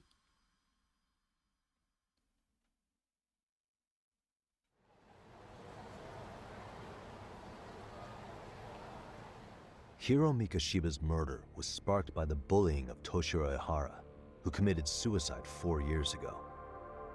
The graphic video that hit the net showed the world how Toshiro's father, Akihiro Ihara, had brutally avenged his son. We also know the father had accomplices. On October 7th at 6:30 a.m., they forced Mikoshiba into a vehicle, took him to an abandoned building, and gravely injured him. Then, around 7:30 a.m., the time frame when Ihara killed Mikoshiba, the other conspirators were probably nearby, even though they weren't on camera. At the same time, 30 kilometers away at Ikebukuro Station, a man who looks like Ihara is caught on camera. We'll call that guy the stand-in. The stand-in made sure he was in front of the cameras for more than an hour before boarding the 9:06 a.m. train, the same one Yui Mamiya was on. After committing sexual battery on that train, he meets the real Ihara in the camera's blind spot, and they change places. That's how he established a false alibi for Mikoshiba's murder. And to achieve this, the victim, Yui Mamiya, had to have been in on it from the start. Sure are a lot of people getting their hands dirty for Ihara. Mamiya, Ihara stand-in on the train, the guys who kidnapped Mikoshiba. How did some troubled cop manage to recruit so many allies? Well, one person that comes to mind who might be the key to all this is Yoko Sawa. She's a teacher at Seiryo High. She was the only adult Toshiro-kun ever told about the bullying, and she supervised Mikoshiba as a teacher before he disappeared. On top of that, she's a Kurokawa Academy graduate, same as Mamiya. Those trespassers at the murder scene were also from Kurokawa. Since they're all about the same age, it's possible they were all classmates. So you're saying these classmates are also Ihara's murder accomplices? If we consider Yoko Sawa the central link, that's very possible. We do know that as a teacher, she felt deep remorse for Toshiro-kun's suicide. Maybe she recruited her old classmates to help Ihara take his revenge. Yeah, best not to rule that out. Though I'm hoping that's not the case. Why's that? It's just, she's a really good teacher. She's passionate, responsible. She's always putting the students first. I know she regrets the past, that a student died on her watch. And now another of her students, Mikoshiba, is found murdered. So if it turns out she's involved in that, I doubt I'll be able to trust my own judge of character ever again. Yagami. I'm going back to Ijincho tomorrow. The plan is to bring up Mamiya's name to Sawa-sensei and see how she reacts. Until then, let's not jump to conclusions about her involvement. All right. Can I chime in real quick? I was looking into Kurokawa Academy and I stumbled across something that may be relevant. What's that? Well, it happened 13 years ago, but there was an Suicide? attempted suicide. Oh. A third year jumped off the school's roof after being thoroughly humiliated. A bullying suicide from 13 years ago. Didn't Sawa-sensei mention that too? If I remember correctly, the student lived but remains in a coma to this day. Actually, Sawa-sensei mentioned that. She said it was a boy in her class. Right, that's gotta be the same case then. The student's name was Mitsuru Kusamoto. He's 30 now, but still in a coma. Huh, and all that info's on the net? It wouldn't be normally, but his mother happens to be Vice Minister of the Ministry of Health. What? Ever heard the name Reiko Kusamoto? Not once. I have. It was on the news. They were talking about her and her son. Vice Minister rank above most government officials, so this lady has quite a position of a power at the Ministry of Health. Well, do you remember the uproar in the health ministry when Vice Minister Ichinose got arrested? Yeah. Apparently, his successor couldn't contain the resulting chaos, which is when Kusamoto-san got tapped to lead. They couldn't afford another criminal scandal, so her promotion was out of the blue. She was a safe choice, a veteran with tenure and experience. Not to mention, her son's tragedy made people see her as a more sympathetic figure. Very popular. She's kind of a new generation heroine, so to speak. Huh. Is any of that relevant to the case at hand, though? Who knows? But Reiko Kusamoto and Ihara both have children who were bullying victims. I don't think that's a connection we can afford to overlook, if you ask me. Okay, so Kusamoto's son. What exactly happened to him? let's see. He was bullied by a fellow third year at his school, Shinya Kawai. The records say he harassed Mitsuru-kun every day, in and out of school. Well, one time he even stuffed dirty rags in his mouth. That's so cruel. Yeah, and the teacher was a real piece of work. Apparently he knew, but Oh, he just don't smirked and overdo said, it. don't overdo it. Oh, I remember now. The media pounced on that one hard. If they were classmates, then both Sawa-sensei and Mamiya would know about this. And maybe because they couldn't save Mitsuru-kun, their guilt left them open to Ihara's persuasion. But to prove that, we'll have to hear from them directly. I'll talk to Sawa-sensei first thing tomorrow. That'd be helpful. In the meantime, I'll be working on Ihara's appeal. It's clear they missed something important in the trial, since Ihara is apparently innocent of sexual battery. Being that he was out committing murder at the time. What started as a simple harassment case sure has blown up big. It sure has. Guess I head back to the office for today.